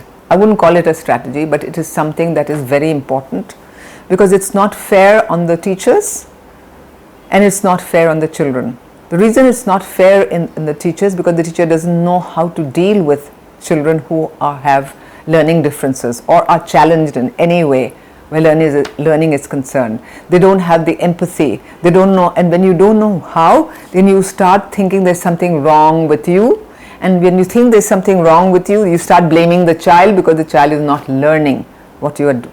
So this is the most important thing. The biggest strategy, the biggest element in opening the need in opening an inclusive school, establishing it, is to have trained teachers. And if you have trained teachers, then things automatically the standard starts to rise. And also that within the classroom timings, the specialized teachers can come in during the time of reading. Supposing the children are reading, the specialized teachers with special skills in teaching reading come in and they take the group of children who have problem in reading separately. Okay, and the same thing goes for maths also. If a child has problem learning the concepts of math as in addition, subtraction, division, then a separate teacher who knows how to deal with ways of dealing with such children and teaching them with different kinds of aids. It's very important to have aids, like teaching them shapes, so you have them link the square with the circle, so the child will take both the things and link it. So those are the things. So inclusive school does not mean that the child is dealing only with teachers who have no can only teach children who have no difficulties. So they do come in for different periods.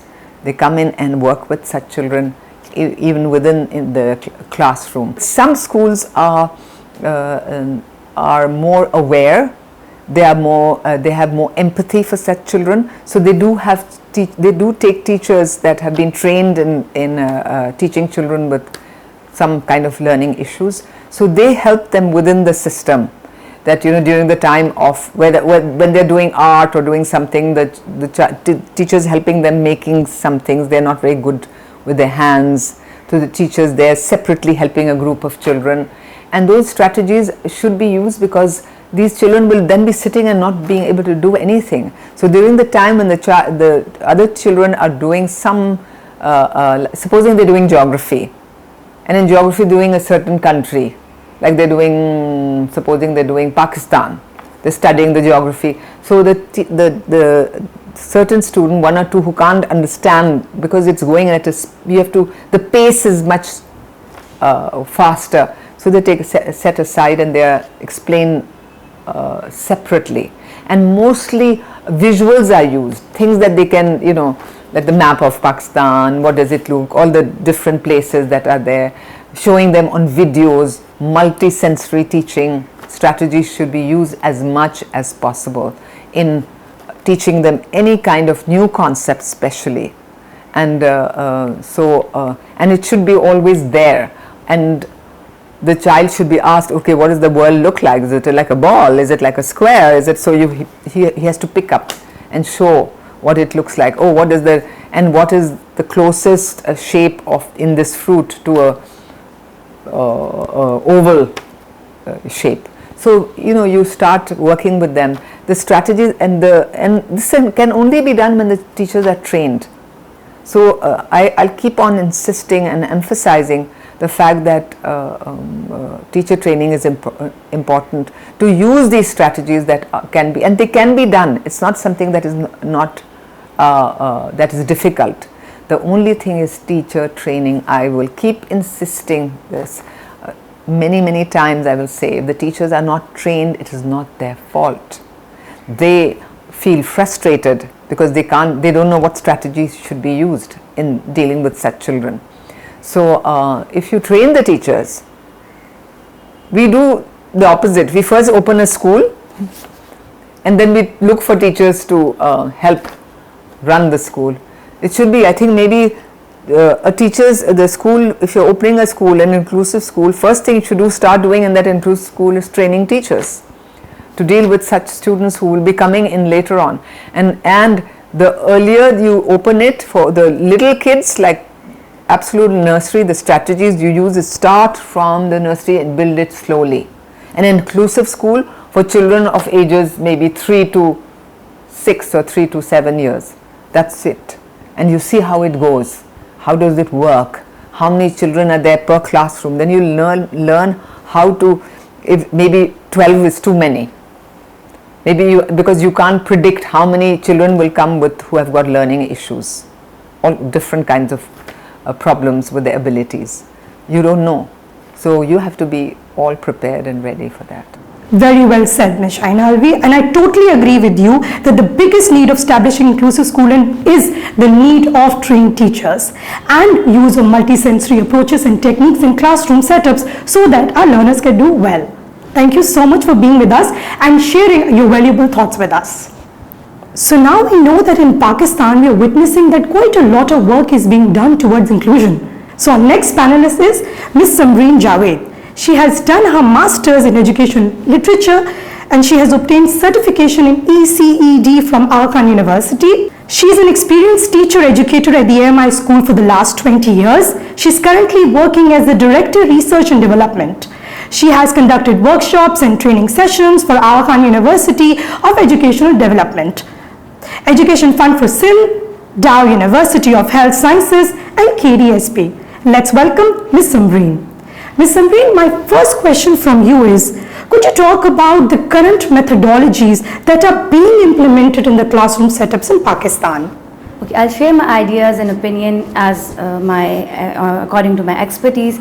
So, with reference to what we do at our school to make our school a better inclusive school, or to improve the quality of inclusion at our school, we have been using a lot of approaches and strategies, and those strategies I'm going to share with you. We have been collaborating with a lot of professionals, including the speech therapist and psychologists and reading experts. We have been researching and training our teachers. So some of the strategies and approaches that we have been successfully using for inclusion at a school are multisensory approach. Multisensory instruction is a way of teaching where multiple senses are involved and engaged, so the learning is maximized. So different kind of learners, different type of learners are engaged as information is being given and received through multiple senses. Stronger connections are made, that the children learn better, they are able to express themselves better. So it is a very inclusive and a very modern approach that we have been using at our school. I'll give some of the examples of how we use multisensory approach in our school. So one of the example is how we teach in early years, how we teach letters and numbers to the children using multisensory approach. The teacher introduces a letter by showing a flashcard, she traces it, then she traces it by saying its formation, and then she traces it on a sand tray or a tray filled with any textured material, example salt or pulses. The child repeats the same. So when he is receiving the information through his auditory sense, through his visual sense and through tactile sense, he is able to memorize the letter more easily, and this memory is retained very easily. Other ways are the teacher forms a big letter on a floor, and the child moves a toy car on it using the correct formation, or the children jump on letter formed by the teacher on the floor to make words. So here all the different kinds of learners, visual, kinesthetic and auditory learners are engaged, so they learn in a better way. Other multisensory approaches that we use for teaching mathematics is concrete representational abstract, CRA, through which the children are being given concrete material which the children use, and then abstract is being shown through pictures, and then finally the symbols, for example 2 or plus, these symbols are shown, and so the children understand the concept very quickly, and this can be used in higher grades as well. We base our strategies and our approaches on UDL, Universal Design of Learning, which means that maximum students are involved, there are less barriers, and we are engaging most of the students. So multiple ways of instructions are used, multiple ways of engagement are used, multiple ways of expressions are used.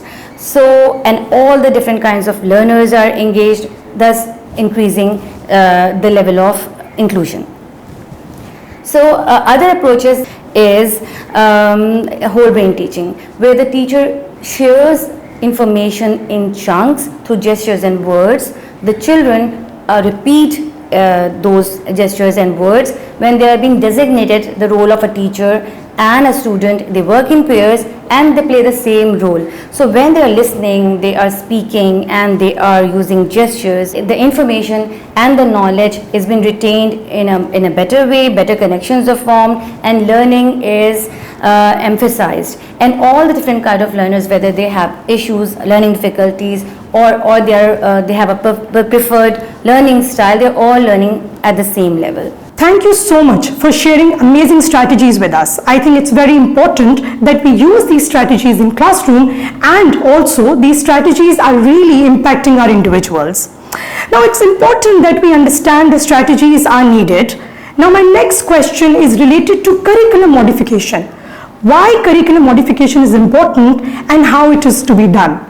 Ms. Samreen, could you highlight what accommodation modification needs to be adapted in order to achieve curriculum goals to inclusive schools?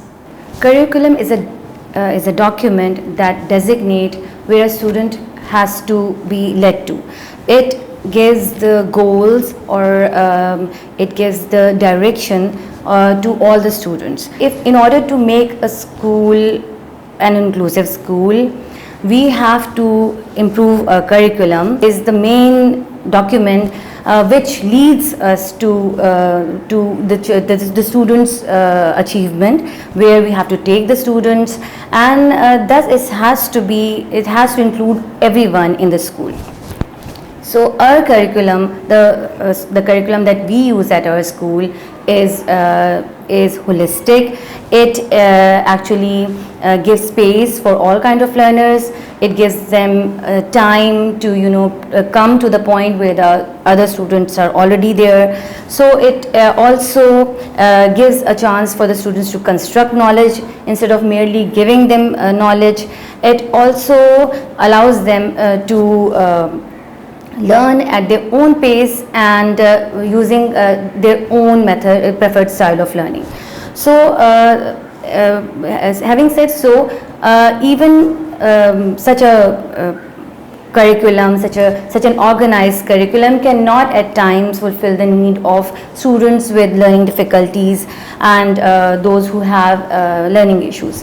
So what we do is that we make IEPs, individualized education plans, or sometimes we call them inclusive lesson plans. In our school we call it an inclusive lesson plan. So what we do is that we keep the learner's objectives or the common goals the same, but to achieve that target for special needs children or those who have learning difficulties, we accommodate or modify, and we use activities that can lead towards that goal, but with some individual attention, a little modification and adaptation. So those students are also taken towards the same goal and same achievement, but they are given a chance to go towards that goal, or to come to the finish line at their own pace. So this can improve the quality of inclusion if it's been practiced in all the schools in Pakistan. I would like to add that an inclusive curriculum should have all of these points that I've discussed, and if there is an inclusive curriculum, there is a chance that the schools can be more inclusive, and all the learners, those who have difficulties or those who easily learn, they all learn at the same pace.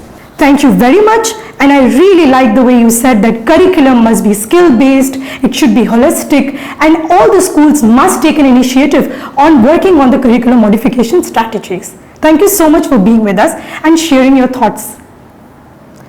Talking about culture of inclusiveness in Pakistan, Government of Sindh is playing a really vital role. And to represent the department, today we have with us Engineer Jamandas Rathi, who is a Regional Director of Karachi for Department of Empowerment of Persons with Disabilities, Government of Sindh. Welcome, sir. So my question for you is, could you highlight the initiatives taken by the Government of Sindh to empower people with disabilities? Well, if your question, there is a list number of initiatives I can count. First of all, in the Pakistan, first time we changed the motor vehicle law and we provide the license to the hearing impaired persons. Then we changed the name of the department into Department of Empowerment of Persons with Disabilities. It last 4 and 5 years scheme, I will count these things. Then 2018 में हम एक act ले आए, legislation पे हमने बहुत काम किया। 2018 में एक्ट ले आए, उस एक्ट के तहत हमने 2 बड़े काम किए कि एक तो डिफरेंट पर्सन्स की प्रोटेक्शन अथॉरिटी कायम की, 5% कोटा को मैनेज करने की हमने कोशिश की और गवर्नमेंट डिपार्टमेंट में almost 5% quota is managed. Private sector में भी हम कोशिश कर रहे हैं कि ये कोटा मैनेज हो। इसके अलावा हमने स्पेशल एजुकेशन की टीचर्स ट्रेनिंग एकेडमी सिंध में फर्स्ट टाइम वो डेवलप की और उस पर काम अभी भी चल रहा है, उसके कोर्स करिकुलम वगैरह डिज़ाइन हो रहे हैं, तो ये भी हमने एक्टिविटी की। इसके साथ साथ हमने जो है एम्पावरमेंट के हवाले से डिफरेंट फील्ड्स में सर्वे के हवाले से काम किया। हमने सर्वे कराई डिसेबल पर्सनस के हवाले से, उसकी भी डेटा हो रही है। CNIC के हवाले से हमने अपने डिस्ट्रिक्ट डिसेबिलिटी बोर्ड बनाए, डिस्ट्रिक्ट ग्रीवेंस कमेटी बनाई और अवेयरनेस के हवाले से भी हम लोगों ने बहुत डिपार्टमेंट एक्टिवली अब पार्टिसिपेट कर रहा है। डिफरेंट ऑर्गेनाइजेशन NGOs को भी ग्रांट दी गई हुई है। CRD हमारा प्राउड एक प्रोजेक्ट है जिसको हमने डेवलप किया है और अपकमिंग हमारी स्कीम्स है जिसमें सिंध में 5 CRD के नए इदारे हम ओपन करने चाह रहे हैं। हैदराबाद, दादू, लाड़काना, सखर, डिफरेंट सिटीज़ में हम CRD के नए इदारे, नए स्पेशल एजुकेशन कॉम्प्लेक्स कायम किए जा रहे हैं और डिफरेंट सर्विसेज को बेहतर अपडेट कर रहे हैं, जैसे इनविजिबल डिसेबिलिटीज़ के लिए काम कर सकें। बेसिकली हमारा सारा स्ट्रक्चर विजिबल डिसेबिलिटीज़ के ऊपर काम कर रहा था, तो अब हम उसको इस तरफ ले जा रहे हैं कि हमें लर्निंग डिसेबिलिटीज़ पे भी काम कर सकें, इनविजिबल डिसेबिलिटीज़ पे भी काम कर सकें। हमारा कोरंगी में ADHD सेंटर की building just going to be complete, तो वो वर्क फंक्शन करना शुरू करेगा। तो हम चाह रहे हैं कि वो लर्निंग डिसेबिलिटीज़ का एक बहुत बड़ा इदारा कराची में हमारा CRD की तरह बन जाएगा। आई वुड लाइक टू से कि CRD में इस वक्त 300 के करीब हमारे बच्चे इनरोल हैं। आई एम श्योर कि ये सारे इनविजिबल डिसेबिलिटीज़ हैं। राइट नाउ हम ये तो नहीं कह सकते, एटलीस्ट मैं तो नहीं कह सकता कि ये सारे बच्चे आर्टिस्टिक हैं। दे आर कोमोबिलिटीज़ पे बच्चे हैं, किन बच्चों more toward inclined artistic, more toward inclined ADHD like these childrens are. तो these are kids, they are enrolling right now.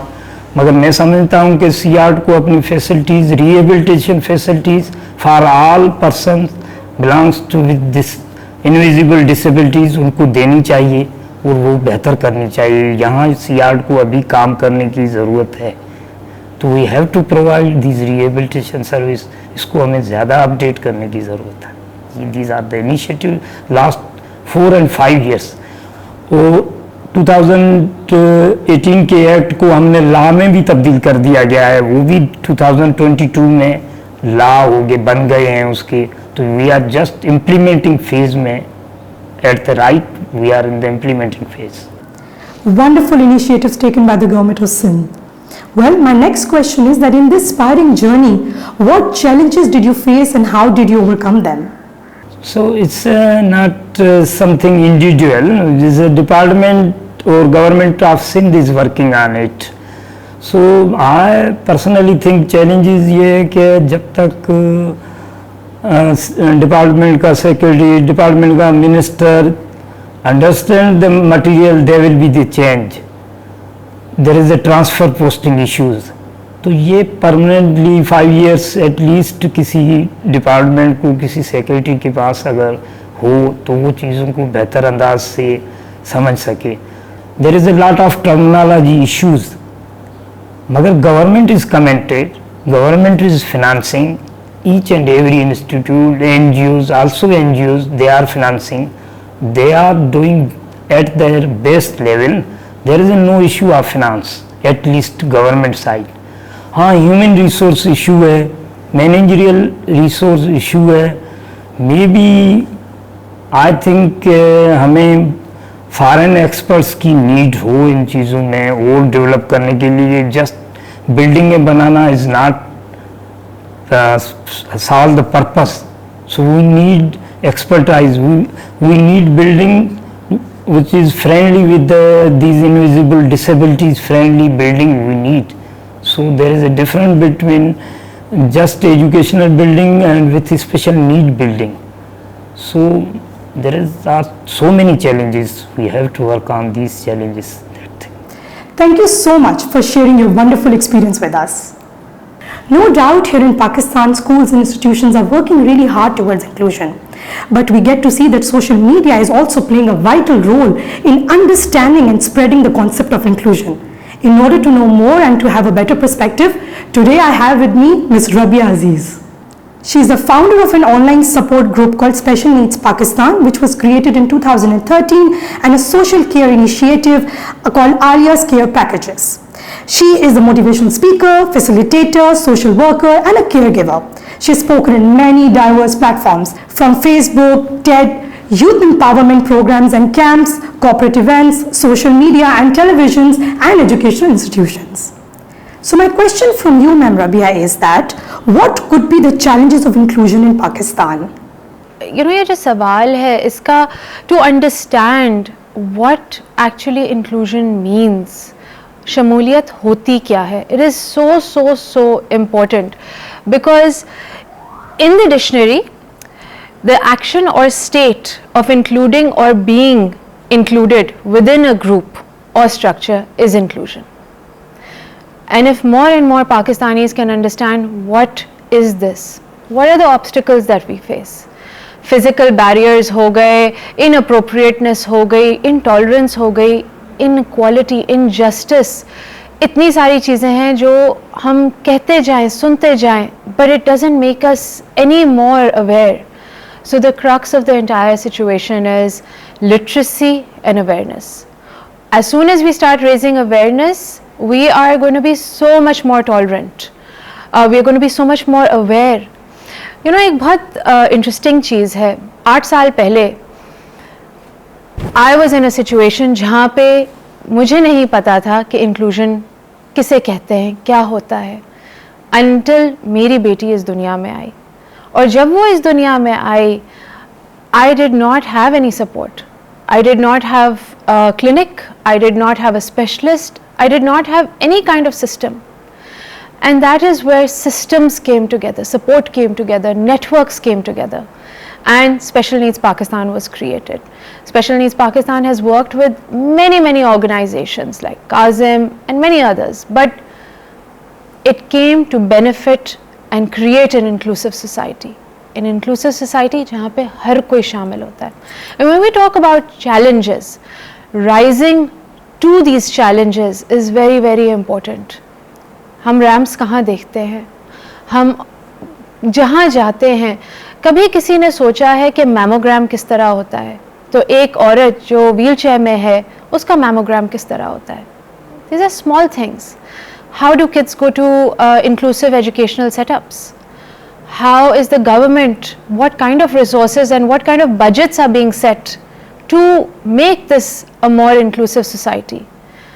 There are a lot of people are doing very good work. So we have to be mindful that there is a lot of good work happening. But these organizations which are doing their work, how are they promoting and allowing people to understand what inclusivity is? जो हमारा मुआशरा है, which is a very societal, very stigma ridden, taboo ridden society, इधर समझाना कि ये बच्चा बात सही करता है, तुतलाता है, लेकिन सही है, ठीक हो जाएगा. Everything does not need to be fixed. And the moment we realize that we do not need to fix others, we need to co-live with others, that is when we are going to be kind, we are going to be empathetic, and we are going to be a more inclusive society. Thank you so much. Very well said. I totally agree that we need literacy and awareness to remove these roadblocks and which stops us to achieve our goals. And we have to co-live together to develop a better inclusive society. Now moving on to my next question is, what role does media play in unlocking the potential of inclusion in Pakistan? This is such an interesting question क्योंकि इस वक्त हम क्या कर रहे हैं?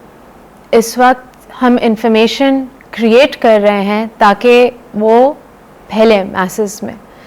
what has digital media, tech literacy, what has social media done for us? It has made and transformed this world into such a small place. Okay, in a matter of seconds, information reaches from point A to B. We have 230 million plus people living in Pakistan, and yet information now is at our fingertips, at the touch of a click or at the tap of a fingertip. What is happening? इतनी दुनिया छोटी हो गई है हमारे लिए कि कोई बंदा कराची में बैठा हो या सवात में, और अगर उनके पास सेम इश्यूज हैं, their network becomes so small. And again, मैं दोहराती हूँ क्योंकि challenges हर जगह face हो रही हैं. We are lacking training facilities, we are lacking resources, we are lacking budgets, we are lacking a lot of things. But what we are not lacking in our country right now is social media. Media presence, newspapers, digital awareness, TV channels, journalists, everybody who has an Android and a phone and something connecting them. Connectivity has become so strange and yet so fulfilling. Because जो चीज़, जो awareness हम सालों में ना race कर सके, वो हम लोगों ने चंद लम्हों में रेस कर दी.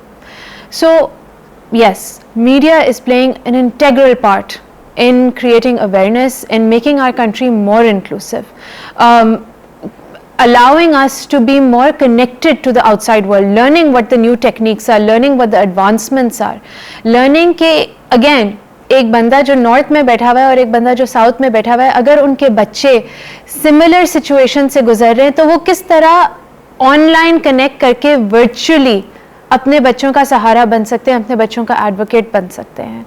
सो yes, there are so many people. 8 साल पहले अगेन मेरी बेटी को एपर्ट सिंड्रोम है. 8 साल पहले किसी को नहीं पता था एपर्ट सिंड्रोम होता क्या है. इस वक्त 27 जुलाई को एक बेटी किसी के घर में पैदा हुई जिसको एपर्ट सिंड्रोम है, and they reached out to me and I was mind blown, because now when an apert baby is born, they say Alia की माँ के साथ हम राब्ता करते हैं, let us know what we can do. So technology has created media to fulfill a role, a very integral role, which means networking and connecting. And healthcare facilities, doctors, everything is under one roof virtually. So awareness has spread and gone, miles and miles. No doubt that media is playing a vital role and helping us to learn new techniques and allowing us to be more connected. Thank you so much, Ms. Rabia Aziz, for being with us today. Thank you so much for enlightening the role of social media towards inclusion. Dear audience, this brings me towards the end of our panel discussion. I hope you all had a wonderful time. I would like to take the opportunity to thank our honorable panelists and our audience for participating with us today. In the end, I would just like to quote Henry Ford. Coming together is a beginning. Keeping together is progress, and working together is success. Thank you so much. Thank you, Ikra and Ahmed. Let me tell you that Kazim Trust has been working towards creating an inclusive society, not only in Karachi, in all over Pakistan and also worldwide now. Wow. Yes. And let's move further. What else do we have? What do we have next? Talking about something so interesting that it gives me chills, it gives me goosebumps, because I'm about to share a very, very big news with everyone. Is it? Especially with you as well. Oh, what is it? I'm sure you must be aware, but of course the people watching us right now are can't wait, and I can't hold my excitement, because this is today, for the first time, Kazim Trust has officially launched their official song. Oh. Yes. Music, as you all know, is very therapeutic, and it gives you immense healing powers. Yes. Through music, you can make wonders in any of the deficiencies, if we are talking about LD, if we are talking about autism, if we are talking about ADHD, music plays a very, very big role in the treatment of these children. That's true. So, are you ready, Elia? Because I'm about to show the world the first ever song by Kazim Trust. So, ladies and gentlemen, let's watch it out.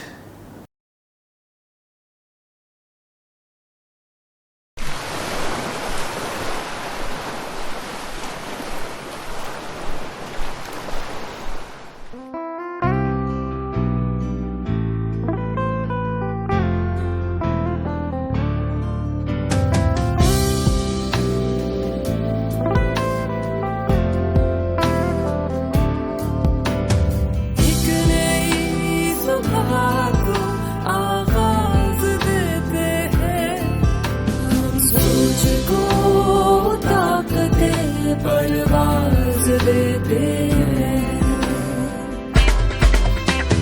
मैं सुबह का तारा मैं भी हूँ अक्सर तुम्हारा, मैं सुबह का तारा मैं भी हूँ अक्सर तुम्हारा, दिल से तो देख लो मेरे ये जीवन की धारा इसमें है हिस्सा हमारा, ये जीवन की धारा इसमें है हिस्सा हमारा। आजमा लो हमें एक बार, मेरी भी तो सुन ले आरज़ू, मुझको है अपनी जुस्तजू।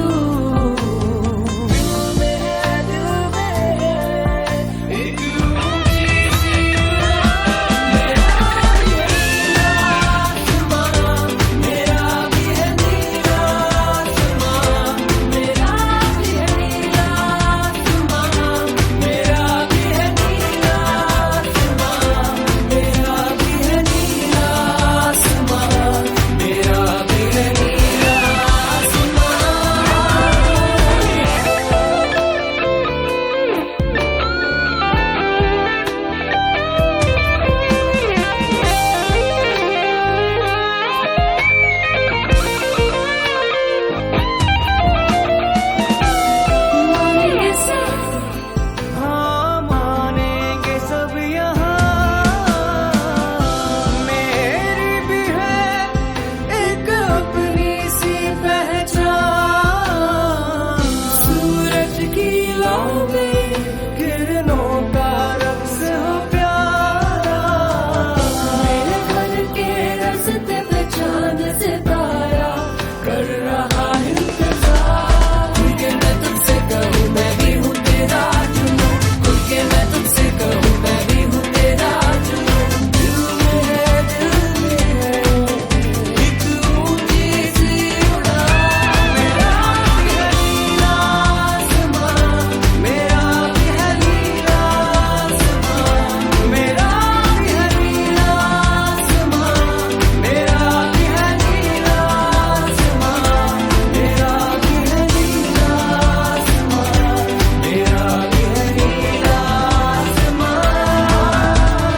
एक नई सुबह को आगाज देते हैं, हम सोच को ताकत परवाज़ देते हैं।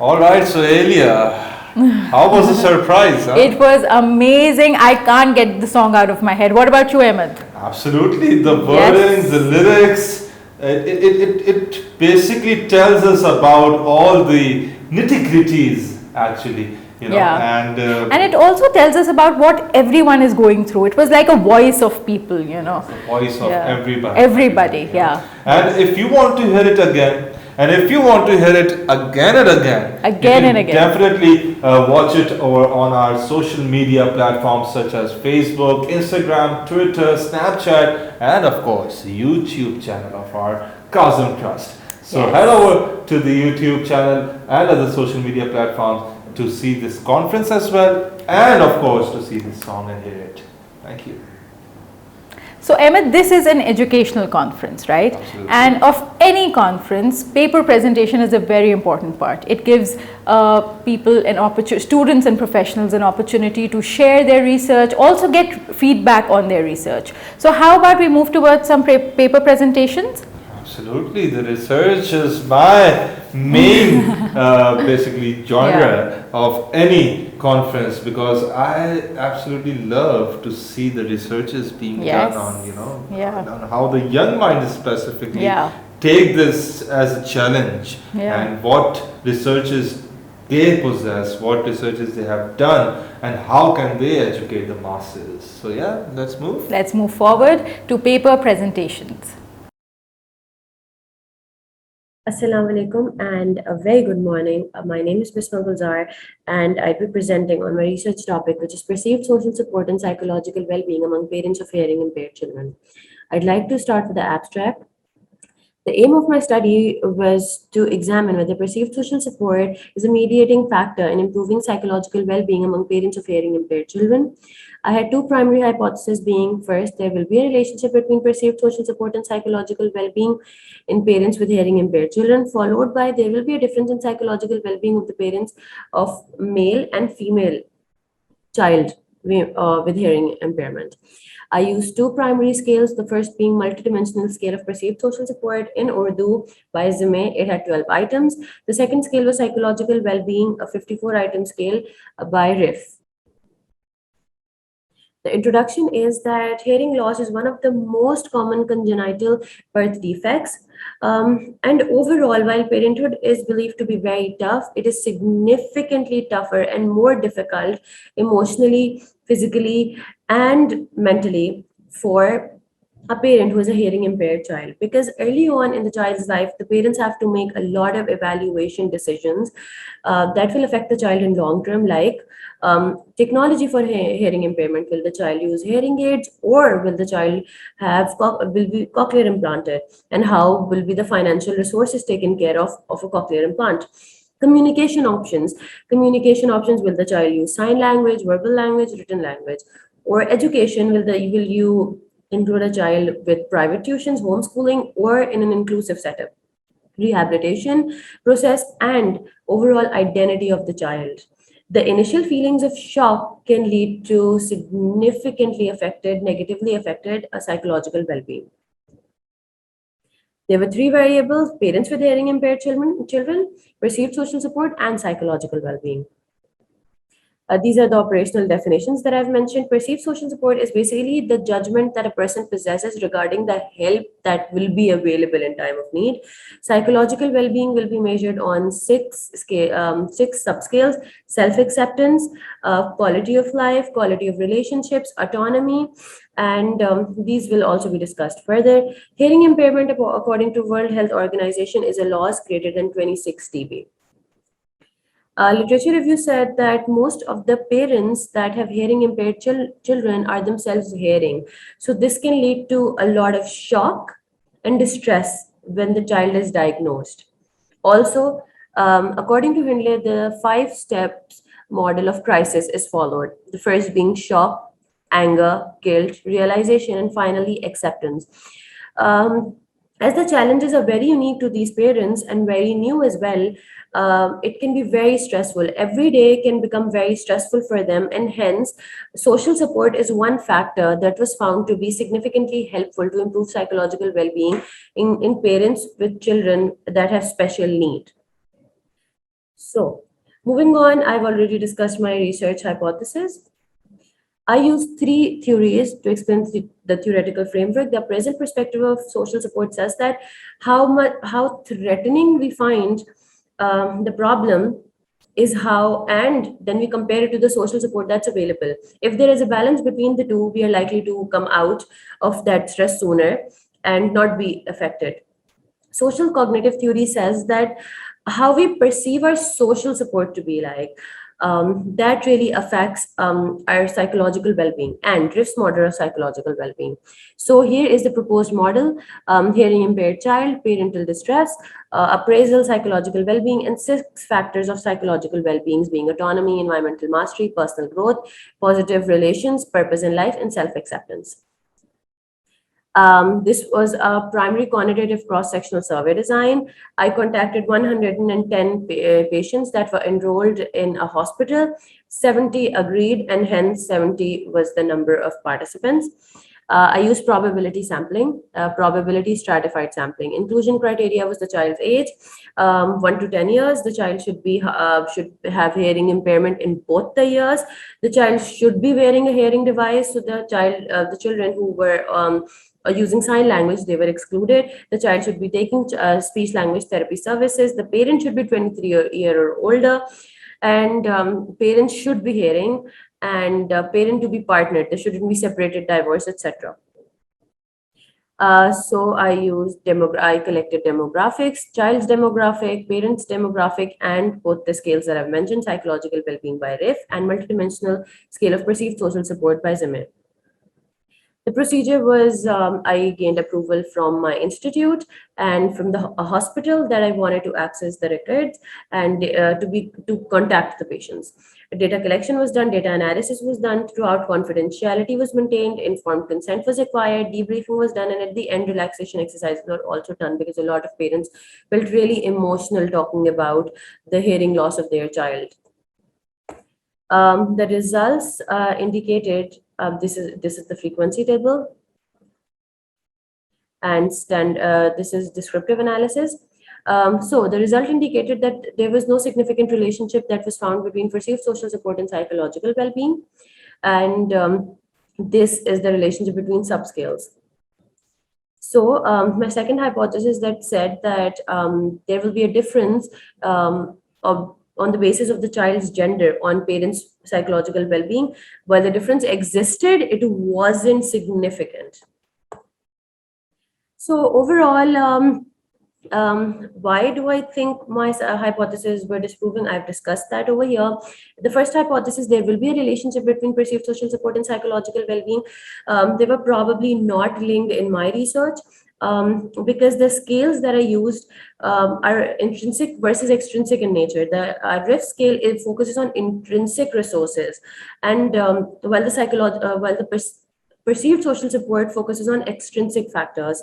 In our culture, self-care is often mixed with selfishness. Counseling is underrated and it is considered a stigma. And overall, parents' active involvement is critical to the child's language development. So the parents are primarily occupied, and the speech language process is significantly distressing and extends on for years, at least 3 to 5 years, and those are rehabilitation services. And the support eventually wears out of the family members as the time passes. Again, there was found that most parents' perception of social support received from significant other was high, the partner was high, family was moderate, and from friends was found to be very weak. Another interesting finding was that negative correlation existed between the subscale self-acceptance of psychological well-being, how a person accepts themselves, and perceived social support of the significant others that can have to do with the patriarchal culture. Pakistan, as mostly the respondents were women. And overall, our culture is male, institutional and cultural dominance of males can be observed. Second hypothesis, there was found to be no significant difference in the psychological well-being on the basis of male and female child. Although the difference did exist, the difference was not significant. I have discussed the Maslow's hierarchy of needs because my sample was mostly lower socioeconomic classes and middle socioeconomic classes. So while these parents are struggling with physiological needs, biological needs literally, so their safety and love and belonging, these are the next level needs, which they haven't been able to reach as yet because most of them were even daily wage workers. The limitations are that my sample was limited, a larger sample can be utilized. This research can be conducted in different areas of Pakistan, different cultures within Pakistan, and different socioeconomic classes. And this can be done around various health networks over the country, and etc. The implications are for ENT specialists to develop sensitivity-based intervention, to facilitate clinicians, develop healthy coping, etc. Thank you so much for your time. Assalamualaikum. My name is Mariam Ali and I'm here presenting a comparison of learning style among dyslexic and non-dyslexic students. So let us begin. Our main keywords are dyslexia and learning styles. Dyslexia is a specific learning difficulty that mainly affects development of literacy and language-related skills. And a learning style is a unique approach of individual towards learning based on weaknesses, strengths, and preferences. And now, education has always been important to mankind for learning and acquiring new skills. For some people, those processes of learning can rise difficult problems, and one of that problem is the neurobiological disorder dyslexia. Even the problem may sound serious, but still many people manage to acquire skill and knowledge through different means, and this ability for acquiring information on the basis of preferences, strengths, and weaknesses is called learning styles. There are some 71 models explaining learning styles. In 1984, David Hope gave a model for learning styles which focuses on learning based upon experience. This model was further pursued by Peter Honey and Alan Mumford to draw a new model called Peter Honey and Alan Mumford model, which focuses on experiential learning.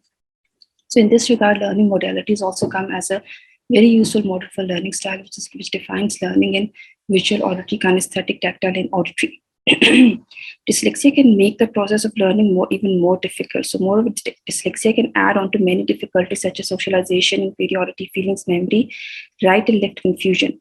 The process of learning for many suffering from dyslexia still has to go on, which only increases the problem. This is the reason that awareness regarding their learning style can help in reaching them out. As the more we know about different modalities, the effective it is. The objective is to find the difference between learning styles of dyslexic and non-dyslexic students. There will be a significant difference between dyslexic and non-dyslexic students in learning styles. So the participants are 15 dyslexic students and 15 non-dyslexic aged between 12 to 19 years, approached in different schools of Islamabad.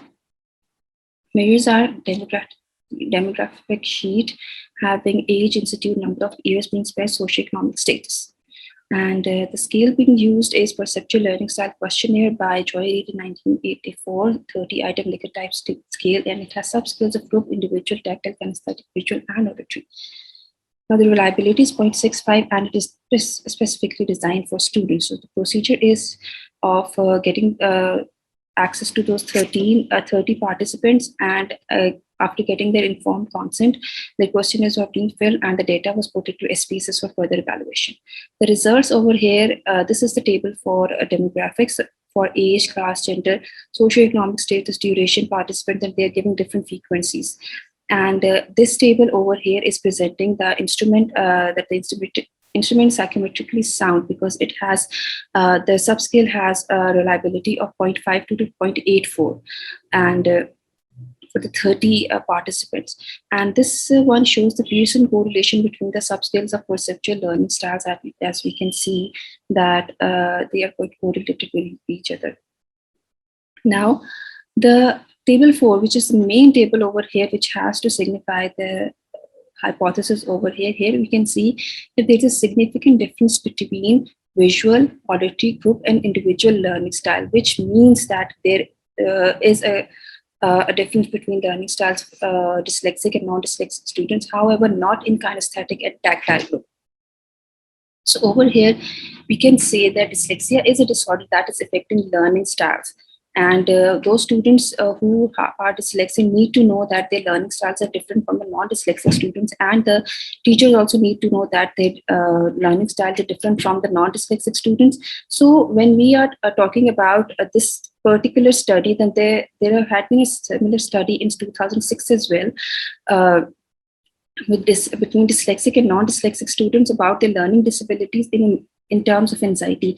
And a similar research was conducted on 15 dyslexic and 15 non-dyslexic students for the learning styles as well. So the results in table 4 clearly show that there is a significant difference between the learning style and visual, auditory, group, and individual learning styles. Here we can discuss and we can say that dyslexia is some kind of a disorder which has different learning styles for dyslexic and non-dyslexic students. And here, if we are talking about learning style, that means that in order to approach their problems, we need to focus on our teaching methodology as well. And over here, it means that when our teaching methodology would be changed, the learning for dyslexic students would be made easy. So here it is for my presentation. Thank you very much. Thank you, presenters. Those were very well presented papers. And Ahmed, now we will move towards another panel discussion, the last panel discussion of day 1. Absolutely. And Elia, yeah, the topic that will be discussed in this upcoming panel discussion, it is so sensitive. It is such a problematic issue of our society, because the person who is doing it is having full fun, but the person who is the victim of this issue, of this problem, he or she, it can change their life. It can put them into a trauma, And the whole problem, the core issue is how to identify if that person is or has gone through this trauma. I'm talking about bullying, ladies and gentlemen. Either it's in a professional career, either it's on field, either it's in any kind of field which we are working in. You know, everybody, even if it's you, me, or a child with any special need, they are so prone to bullying, you know. And the more focus should be on how to identify if that guy or that girl is going through this trauma of bullying. That's right.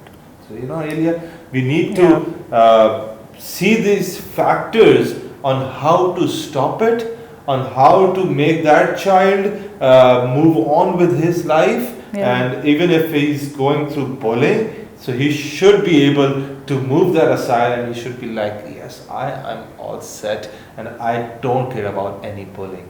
What do you have to say about it, Elia? As a therapist, of course. Since you are a therapist yourself, I'm sure you must be having a very huge knowledge about it as well. So can you please tell our viewers about it? So Ahmed, as a therapist, I'll tell you there are various ways in which we can identify bullying. And as you also said earlier, that these children or adolescents with special needs are more vulnerable to bullying. So it is a chief role of the therapist to identify and treat bullying. So we will now move towards a panel of experts to guide us further, to enlighten on this topic further, and this panel will be moderated by Ilma Sikandar. Ilma Sikandar is also a part of the Kazim Trust team. She has an experience of over 4 years in this profession. She is her areas of expertise include adolescent and child psychology. Wow, so over to you, Ilma. Let's begin. Thank you, Ahmed and Elia, for the introduction. Good day, ladies and gentlemen. I welcome you all to the second panel discussion for today. It gives me immense pleasure and I feel honored to be the moderator of this panel. Dear audience, our theme and topic for today's panel discussion includes a very serious social problem that many face in our society but is commonly overlooked. This issue happens to be bullying. This issue is something that should be addressed by everyone and should be avoided at all costs. So without further ado, I would like to introduce our honorable panelists on board with us. Dr. Qudsiya Tariq. She is a practicing clinical psychologist and current chairperson at Department of Psychology, University of Karachi. She has been associated with many organizations. She is a member of Board of Governor of Institute of Clinical Psychology and member of Advisory Board of Kazim Trust. She is also a member of American Psychological Association, APA, and British Sociological Association, BSA. Dr. Kiran Bashir Ahmed. She is a practicing clinical psychologist associated with the Institute of Professional Psychology, Beira University as a senior assistant professor and head of department. She is a member of the Pakistan Psychological Association, PPA, the Pakistan Association for Cognitive Therapies, PACT, and an executive member of the Fraternity and Literature and Culture, FOLC. Ms. Naima Fatma Sharif. She is a practicing clinical psychologist who is the CEO and co-founder of Kumak, The Journey to Wellness. She is also serving as a treasurer of Pakistan Society of Excellence in Psychology, PSEP. Ms. Shabnam Arshi. She is a practicing clinical psychologist associated with Institute of Professional Psychology, Beira University as a lecturer. Ms. Nadia Hussain. She is a Pakistan television actress, host, supermodel, entrepreneur and a fashion designer. I would like to thank everyone for gathering for this important discussion. To set the table for discussion to come, let me begin to reflect on the topic that we've all been there. The playground, where one girl grabs another's hair and yanks her backward off the swing. The lunchroom, where the mean kid smacks down a smaller boy's tray, spilling his food. Or the classroom, where a group of kids repeatedly taunt the youngest child in the class for being different. It's been around as long as our kids become independent. The point that needs our attention is not only that it can lead to violence, but it also ruins lives in other ways, turning their happy places into places where fear and seething hatred makes it hard for them to function. So Dr. Kiran, I would like to start with you. We all know that not all bullies are the same. Each has a different style and uses different tactics to intimidate and control their victims. And many people still believe that bullying only consists of either physical or name calling. So I would want you to define what actually bullying is, what are the types of bullying, and how common is it? Bullying basically is, we can say, a set of behaviors that is malicious in intent and usually does cause harm to another person. It does impinge on the rights of another individual, and that's why we say that it is harmful intent. Now this intent, it's important to understand, might in some cases not be very obvious to the bully himself or herself. It might be something that is partially subconscious or is a manifestation of a very unconscious hostile intent. And that's why when it comes to the fore, another person might end up feeling, now we're talking about a bully and a victim now at the other end. So a victim might end up feeling insecure, might end up feeling uncomfortable in another person's presence, and that's usually due to these undercurrents of hostility that are in that relationship. Okay, now the relationship between a bully and a victim is unique because we are looking at a case where not every victim might feel those effects very directly. It might not always be in the form of physical hurt or, let's say, verbal abuse that comes in. It might be those very subtle undercurrents that we feel between a bully and a victim, where a victim feels that he's uncomfortable in the presence of the bully. A victim might feel that they're actually being overtaken by some very unpleasant feelings there. And now when it comes to the types of the bullying, that also is along these lines, because now a bully might actually be doing some physical harm, so it might come in the category of physical abuse. It could also come in the category of verbal abuse, and it can also come in the category of non-verbal abuse.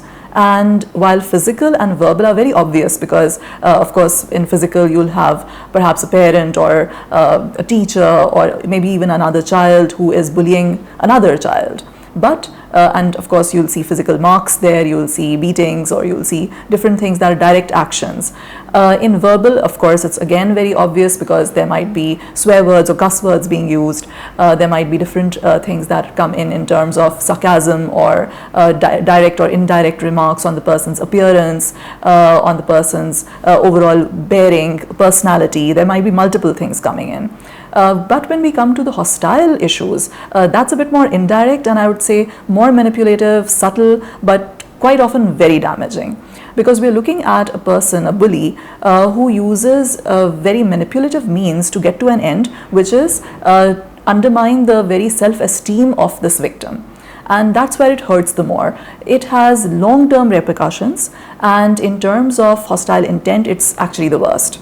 So when we are looking at these subtypes, they do constitute the type of action being taken, but along with that, there's a larger construct here. There's a social construct. So when we are looking at social bullying, that carries repercussions for not just perhaps a child, it carries repercussions overall for society. And that might be in terms of how the majority in a certain classroom even treats a minority. It could be in terms of, a child who has just come into a new school perhaps, and that child feels victimized because there are those social norms that have already been set, and in terms of grouping, there might be groups that are unwilling to let an outsider in because he or she is still being seen as an outsider. That's also a form of bullying. So little things like turning away when a person approaches you, little things like actually making snide remarks about their appearance, or the fact that they have come from a school that wasn't perhaps at par with the school that they're currently in. All of those things are tantamount to bullying.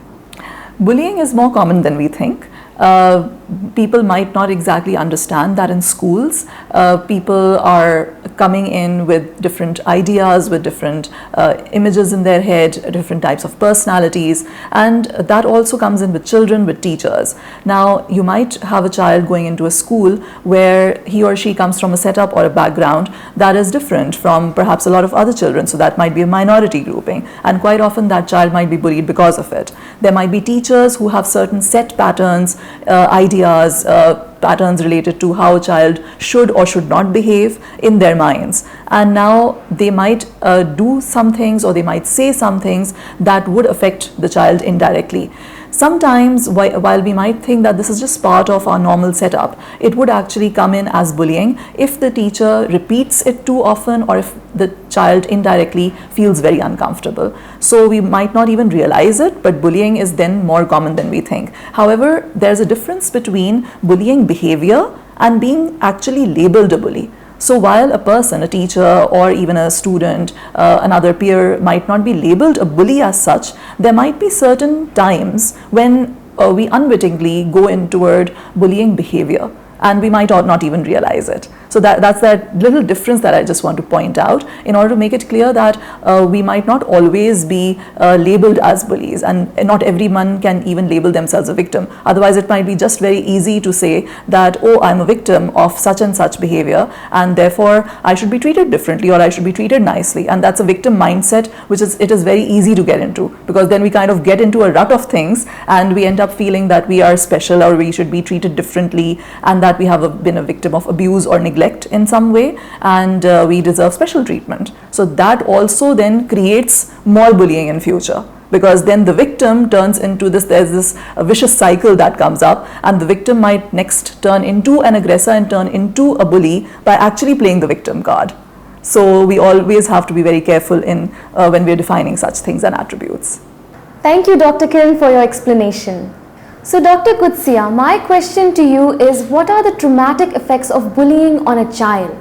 Before I start on my conversation about how trauma is going to affect the child after being bullied, what is bullying? The question arises, what is bullying? Bullying is basically a systematic abuse of power. Now, why would a child do that? There are different reasons why a child would be bullying the other child. It's basically when a child himself or herself finds themselves to be weak, they start gaining that power by abusing people who are weaker than them. So if the abuse continues like this and the child is constantly under stress, what is going to happen? The child is going to be psychologically affected, it's going to be physically affected, and it's going to be emotionally affected. First thing the child will do is socially isolate oneself. After isolating, what will happen? The child will stop interacting with anybody, even the nearby people, families, close relatives. The child will completely vanish or will not be interacting with any kind of even closer relationships. The child will start avoiding school, will not be meeting up with people, friends, and even the peer group he would be avoiding. So if this bullying behavior continues and the child does not discuss it with anybody at home, or the parents or the family do not point out that the bullying is happening to the child, so what is going to happen? What is going to be the result and the consequences of being bullied constantly at a school place or at a playground or in the neighborhood? So what's going to happen? The child is going to socially isolate. The child will withdraw from all the social relationships and would lock himself or herself behind the closed doors, and this will be due to the constant feeling of shame. The child would not want to interact with people because they would call him names and would be making fun of the child, so the child avoids interacting with any kind of interaction outside his or her room. Social isolation is going to lead to feeling of shame, which will further deteriorate the condition, and the child will avoid going to school.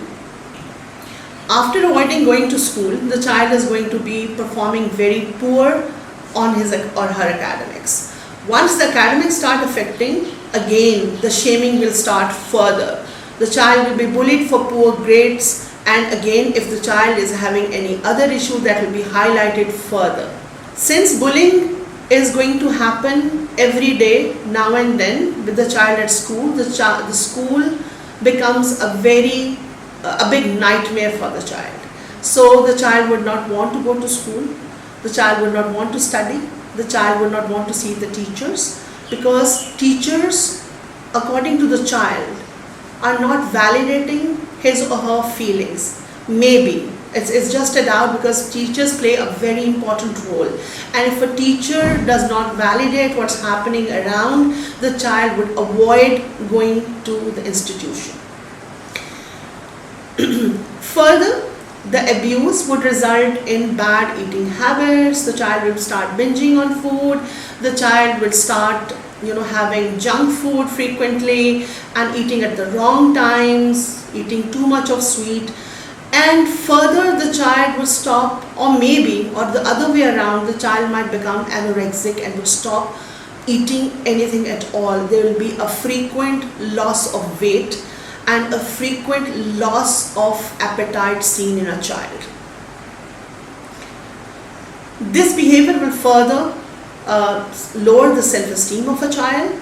The child basically would not be feeling competent enough to move around in the peer group, and even during the sleep time also becomes a nightmare. The child has frequent nightmares during that. There will be bedwetting seen in the child. Bedwetting can also further shame a child, because if a child is 8 years old and starts bedwetting after being bullied, so again the family also starts pointing it out, so it becomes more shameful for the child. The self-esteem would further lower down. So again, what's going to happen now? The child will start having different somatic complaints. There are going to be psychosomatic complaints like headaches, like ache in the back, ache in the legs, stomach aches. A lot of complaints, psychosomatic complaints, will be frequently observed, because the child would avoid or try to pretend or try to pose that the child is unwell and is suffering through some physiological disorder. So what is happening here? The child is under tremendous amount of stress due to the bullying factor, and that bullying factor is also affecting the psychological well-being. So if I talk about psychological well-being, what's happening here? The child might be at risk of developing anxiety disorders, because the child has already started bedwetting, is having sleep disturbances, is having eating problems. So now the child would be, getting into, or would say that it's becoming difficult for a child to cope up and will enter into depression. The sadness of element, because no one, according to the child, is able to understand and comprehend what the child is going through. Further, this bullying will be also resulting in post-traumatic stress disorder. It would not end here, but this nightmare of bullying is carried out throughout the life. The person is unable to overcome unless it is being validated by people close by and are pointed out that yes, this happened, it wasn't good, and we are standing right next to you. A kind of a social support, if it is not being rendered at the right time, it can actually disturb the child for lifetime, and not only disturb, the personality development will come to a full stop, and the child will be not a confident, not a competent child. Although the child might be having, there are likely chances that the child is very skillful, very talented and very intelligent, but the child will not be able to express that due to invalidation during that time. Thank you, Dr. Kutsia. That was very insightful. Not only can bullying seriously affect children who bully, but it also may cause children who observe or witness bullying to feel anxious or helpless. Coming back to Dr. Kiran, my next question to you would be, what are the long-term impacts of bullying, both on the bully and the victim? Also, I would like you to share your thoughts on how it creates a barrier in building close relationship with peers and family. Bullying, of course, doesn't go without its impacts and its side effects.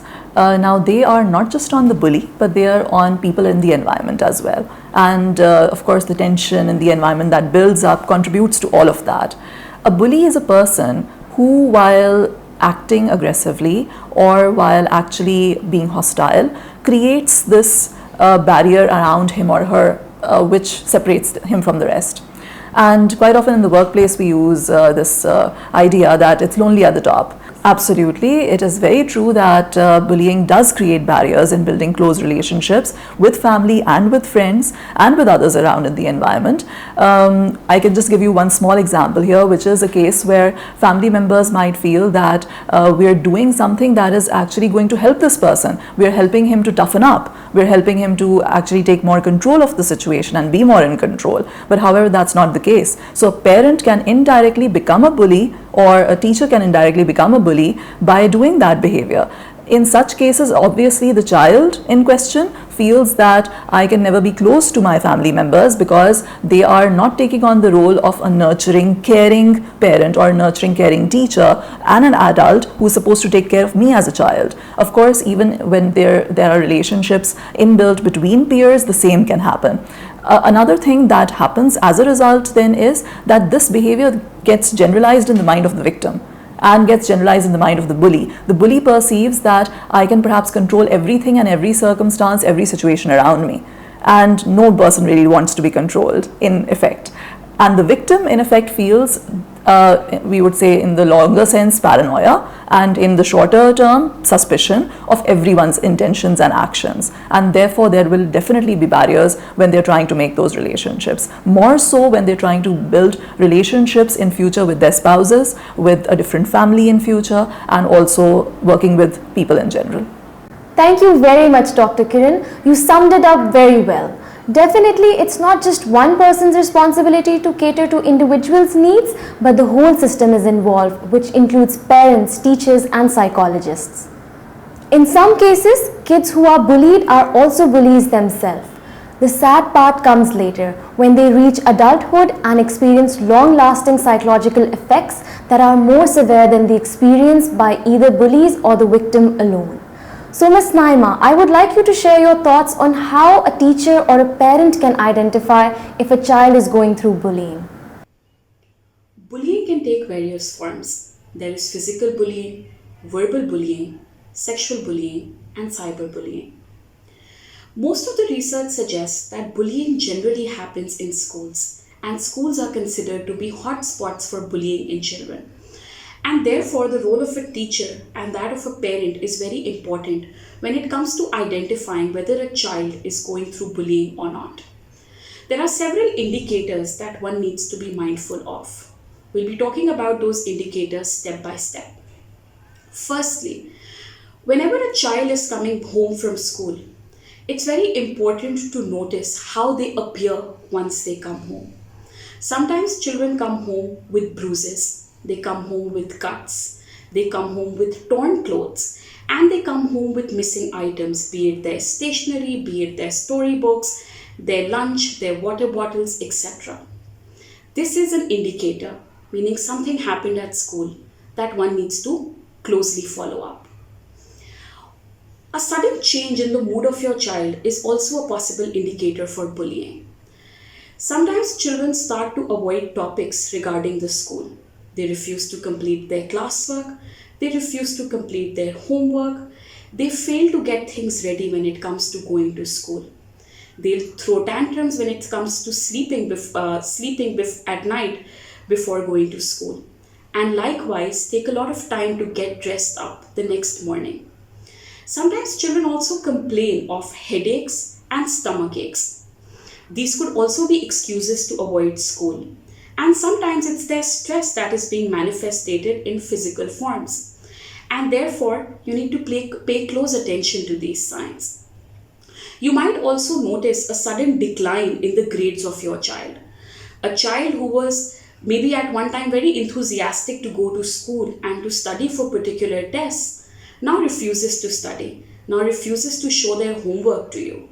So as a teacher and as a parent, it's very important to identify if you notice a sudden decline in the grades and participation of a student in your class. Sometimes very verbal children can suddenly go silent.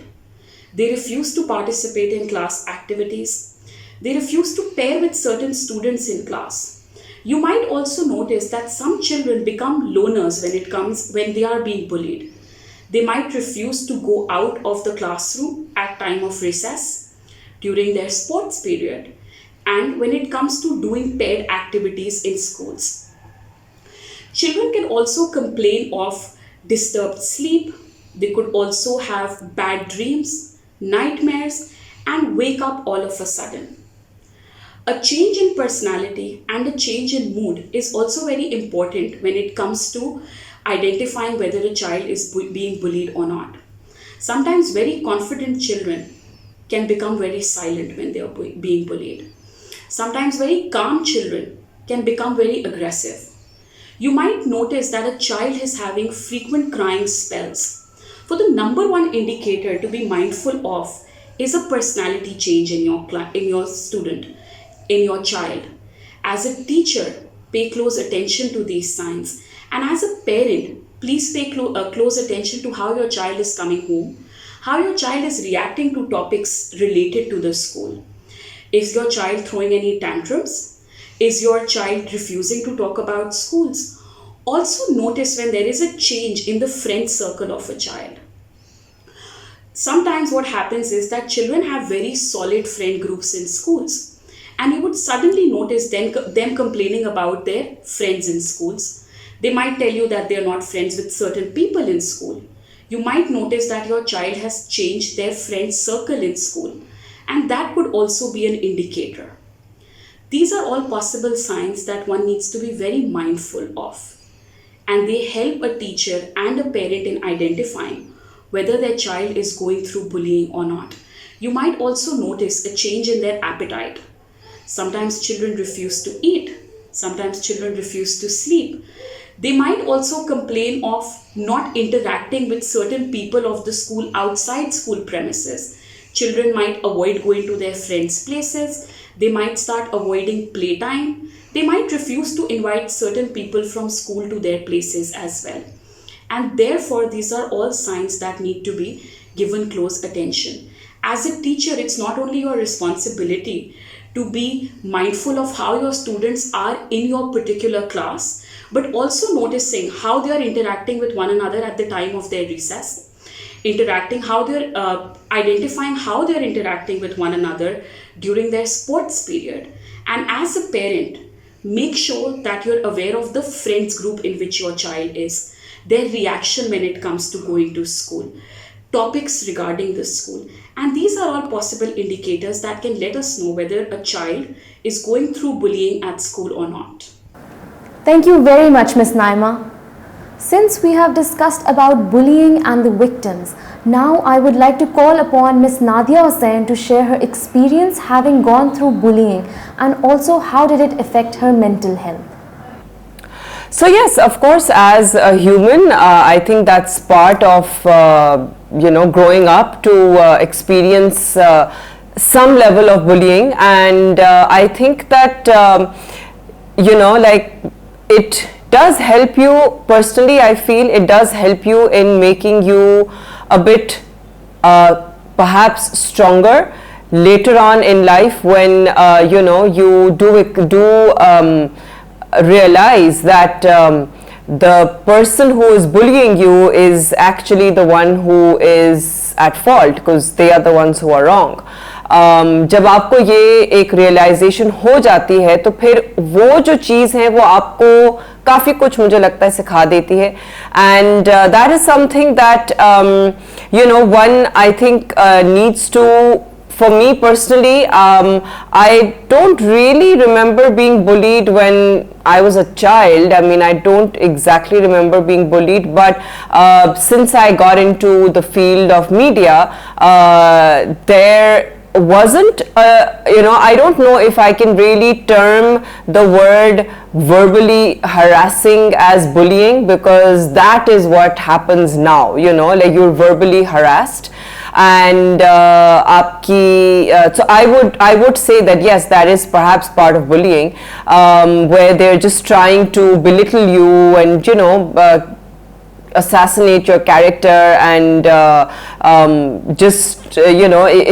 if one has an opinion, or if if they don't even, I mean, there could be any reason that they are going to say things. So and that of course has happened more with the advent of social media, with us having more access to people, more access to the public, so that has happened more nowadays. But for me personally, I feel that when I know that if I have said something, or if I'm doing something, and especially if it is not hurting anybody, and on the flip side, if that is something that for that particular action, or that for that particular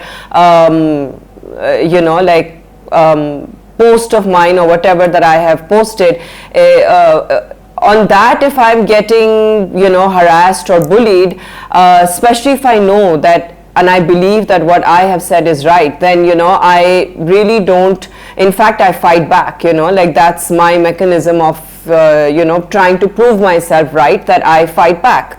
And I don't let them affect me mentally, because I know that what I'm saying is right. So other than that, I actually do have a very, I would say that, maybe you can call it having like a feisty kind of personality, that I don't allow anybody to, belittle me, and I do fight back, so, and I don't really let it affect my mental health, because I think, I know that they are the ones who are wrong. I truly feel that, confidence really matters. आपका जो confidence है वो, that is the utmost in giving you that kind of that it bucks you up, that you can fight back. If you're not confident, then that becomes a problem. But I do feel that the confidence is not something that develops, that is, it can be in you inborn as well, and you can develop it over time as well. So for me personally, I don't think I was born this way. I have been, I have conditioned myself, and the circumstances have conditioned me in such a way that when I felt, like that things and people were behaving in a certain way which is wrong, it just made me realize that, like I cannot let them continue behaving the way that they're behaving, and I had to, like fight back. And once I fought back, I realized that, they do back off. I mean, the bullies do back off. So, that is something that really gave me that, I think that was the impetus, like that the ball started rolling from there, that, once I fought back, I realized that, yeah, I mean, like, this is not something that it's going to, that it helps. I mean, to fight back, it helps. So I think, like then for the next time I had more himmat, and then the next time I had more himmat. So yeah, that's how it has built over time. But there are a lot of kids who are born very confident. So I think that they actually have a slightly better advantage, and in that case, in fact, they can be the bullies. If they are overconfident, then they can be the bullies instead. So, being overconfident is not good, but being confident enough to fight, that is where, you need to differentiate whether you are yourself the bully or whether you are fighting against a bully. Thank you very much, Ms. Nadia, for your willingness to participate. This is something of a very sensitive topic where we often avoid talking about it. Coming back to you, Ms. Naima, what should the role be of parents in handling if their child is going through bullying? As a parent, when you find out that your child is being bullied at school, it's of course a very tough situation, and it's a situation that needs to be handled very tactfully. There are a few things that parents can do that could help a child who's being bullied at school. Firstly, this is something that one needs to start in their house, that parents need to have a very open communication with children. Try to have an environment in your house where you can talk to your children about anything, and your child can talk to you about anything. Also, it's very important as parents to prepare our children for the world. School bullying, as unfortunate as it is also something that's very common. And a lot of children go through this when they are at school. So as parents, it is our responsibility to teach our children about these things, is to let them know that things like these can happen in the world, and therefore having a very open conversation with them. Tell them about bullying. Tell them that they should always report things to you whenever something like this happens. As a parent, when your child comes and confides in you that they are being bullied, it's very normal as a parent to have an emotional reaction there.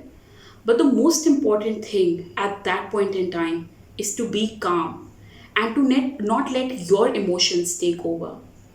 Listen to your child patiently and carefully and ask them what they would want you to do in this situation. Also, it's very important for us to let our children know that the fact that they are being bullied is not their fault. Being bullied does not mean that there is something wrong with them. And tell them that there's something wrong with the bully and not with them if they are the victims. Ask your child for what help they would need. And then try to convince them that you are their partner in this journey and don't ever make them feel alone. As parents, it's very normal for us to sometimes have reactions towards our children. Like, this is your battle, fight it yourself. You need to stand up for yourself. How can somebody just come and say anything to you? Why don't you speak up for yourself? And it's at moments like these when we let our children know that they're alone and they need to fight their own battles. As much as we would want them to be independent, it's very important to assure that our support is always with them. This is a situation that you need to handle together with your child and not at any moment make your child feel that he is alone. For the most important thing is to have an open communication and dialogue with your child where your child can come and speak to you. Also, if you feel that there's something unusual with your child and if your child is acting in a way which is not very normal for him or her, speak to them. Ask them questions. Ask them about how their day was at school. Bring up topics like bullying in your discussion as parents and let them know that they are not alone. The most important thing for your child to know is that they are not alone and there are many others who are going through similar issues as them. Now, what you want to do is to help your child stand up against bullying. There are certain things that you need to teach your children to do, and there are certain things that you need to help them accomplish. It's very important to have role plays with children where you play the bully. This is just an example where you play the bully and your child plays his part. You give them different situations and tell them to enact those situations so that they know how to act in front of a bully. A mistake that we make very often is we teach our children to be aggressive in front of bullies. One thing that's important to know over here, that majority of the children who are being bullied are usually vulnerable children who sometimes do not know how to stand up for themselves. And as much as we would want them to learn this skill, it's a gradual thing. So if you teach your child to deal aggressively with bullies, chances are that they would be bullied even more. Ask them to move around in groups. Ask them to have support groups in schools. Maybe talking to their teacher. Most of the schools, in fact, every school has a policy against bullying or have rules that are very strict and they do not allow bullying. As a parent, it is your responsibility to communicate issues of bullying to your child's class teacher. Involve them, make a plan with them as to how these instances of bullying can stop. Working on your child's self-confidence, working on making your child learn other skills that they can do in order to stop bullying. Example, verbalizing their emotions when they're being bullied or when they're being called names. Bullying does not always have to be very extreme, even though there are severe cases of bullying. But sometimes your child is being fat shamed in school, body shamed in school. People are making fun of them because of their ethnicity, because of their caste. So it's important to teach your children to voice their emotions over there. That I do not like it when you call me by these names because this is my name. So having role plays when your children learn other things. Also giving them other ways of coping. Because what happens is that sometimes children associate their self-esteem with bullying, which is a very natural thing to do.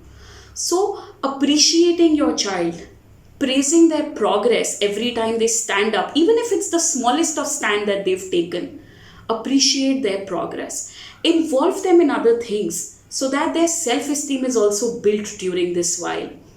So not only focusing all your attention on the bullying, but also doing other things with the child, having open communication, involving the school in this plan being made for bullying, are all ways that can help your child.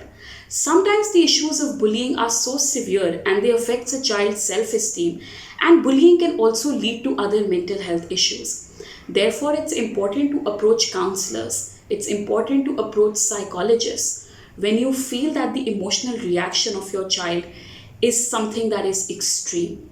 This is something that you can deal with as parents, and the most important thing is to have an open communication, showing your support to your child, teaching your children coping methods to deal with bullying, and also involving your school in this process.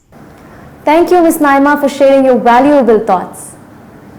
Now, Ms. Shabnam Arshi, can you tell us how therapy processes the trauma of a child going through bullying? Okay. There are a variety of therapies available for this process, but especially in bullying case, we have to understand the type of bullying. Like in case interpersonal type of bullying, which most of the children faced, we have to teach or process the emotions and the emotion regulation of that client. Especially in the ADHD, the children with ADHD, they have inability to read social cue from the environment or from the people. So in therapy, we teach this child to learn about the social cues and to monitor their behavior when they are into the environment. Then they cannot become a victim of bullying. So before they become a victim of bullying, they have to understand this social cue. So the therapy is focused towards the emotional understanding, and then the emotion regulation of this social cue. The second and very important thing is about the self concept and the self-esteem, that I am the strong one. So the second process of the therapy is to enlighten the self-esteem of the child and provide the empowerment. Then we work towards the long-term therapeutic process. Like if the trauma is a long-term trauma, so there are a lot of therapies which provide the long-term exposure-based therapeutic techniques. Okay, these techniques focus towards the association between the therapeutic techniques and the trauma. Okay, they develop lot of environmental association, they develop lot of other association with the trauma. So if they are into the academic settings, we talk about this environmental association. If they are into any other interpersonal setting, we talk about that type of association. There are another therapy which focus on the cognitive aspect and the analytical aspect of the child. Psychoanalytical therapy in term of the CBT, both of the combination sometime we use. EMDR is also a very good choice with these children. In my experience, the two therapies are really work with these children. One is a art therapy and second is a play therapy. Child-centered play therapy is also seems to be very effective with dealing with the bullying cases. In a play therapy, especially in a child-centered play therapy, puppet play really works so good with this type of cases. These puppets can be into the different natures, into the different type of environment, and while we are playing with the puppets with the children, they learn to understanding about the social cue and then the respond. We provide them a script how to respond, and this is also linked with the toolkit for the child.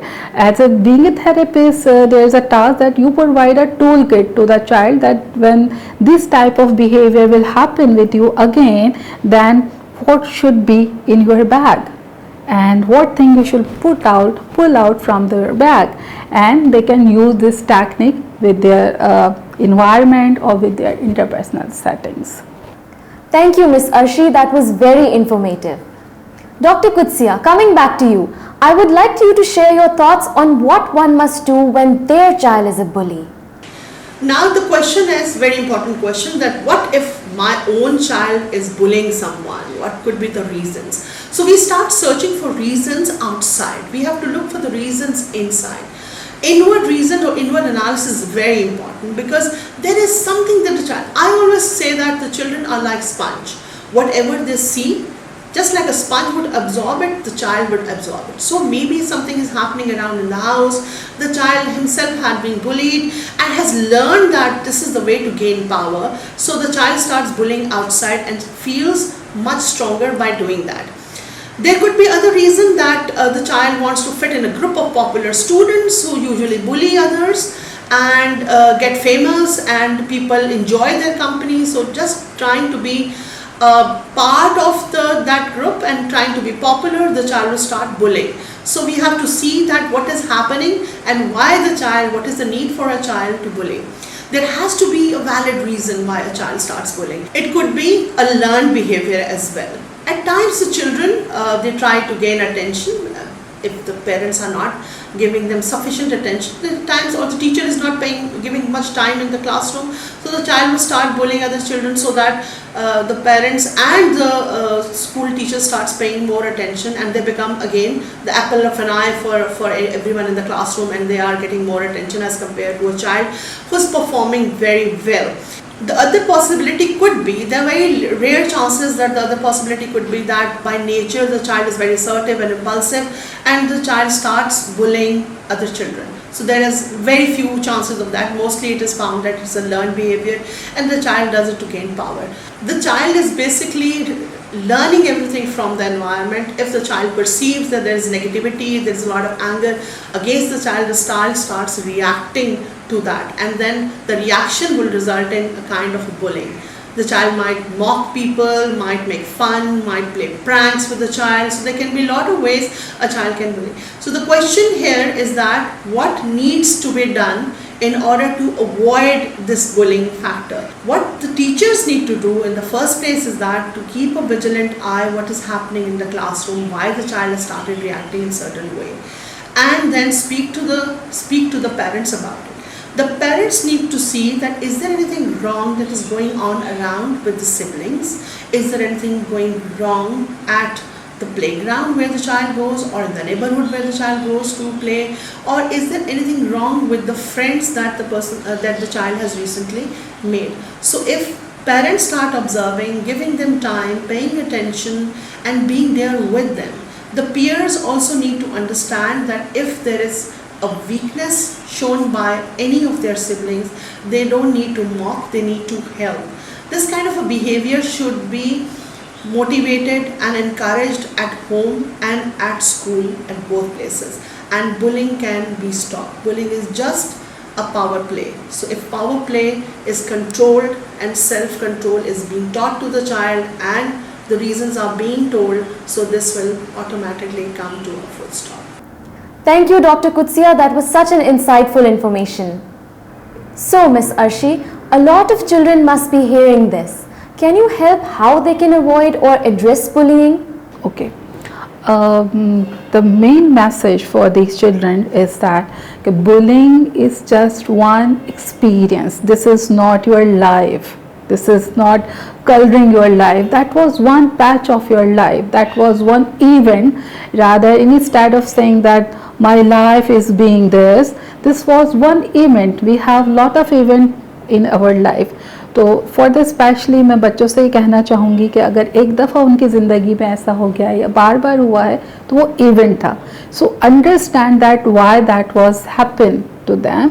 And secondly, अगर कोई बुली कर रहा है तो वो उसका problem है. Okay, this behaviour is with that child. ये आपका प्रॉब्लम नहीं है.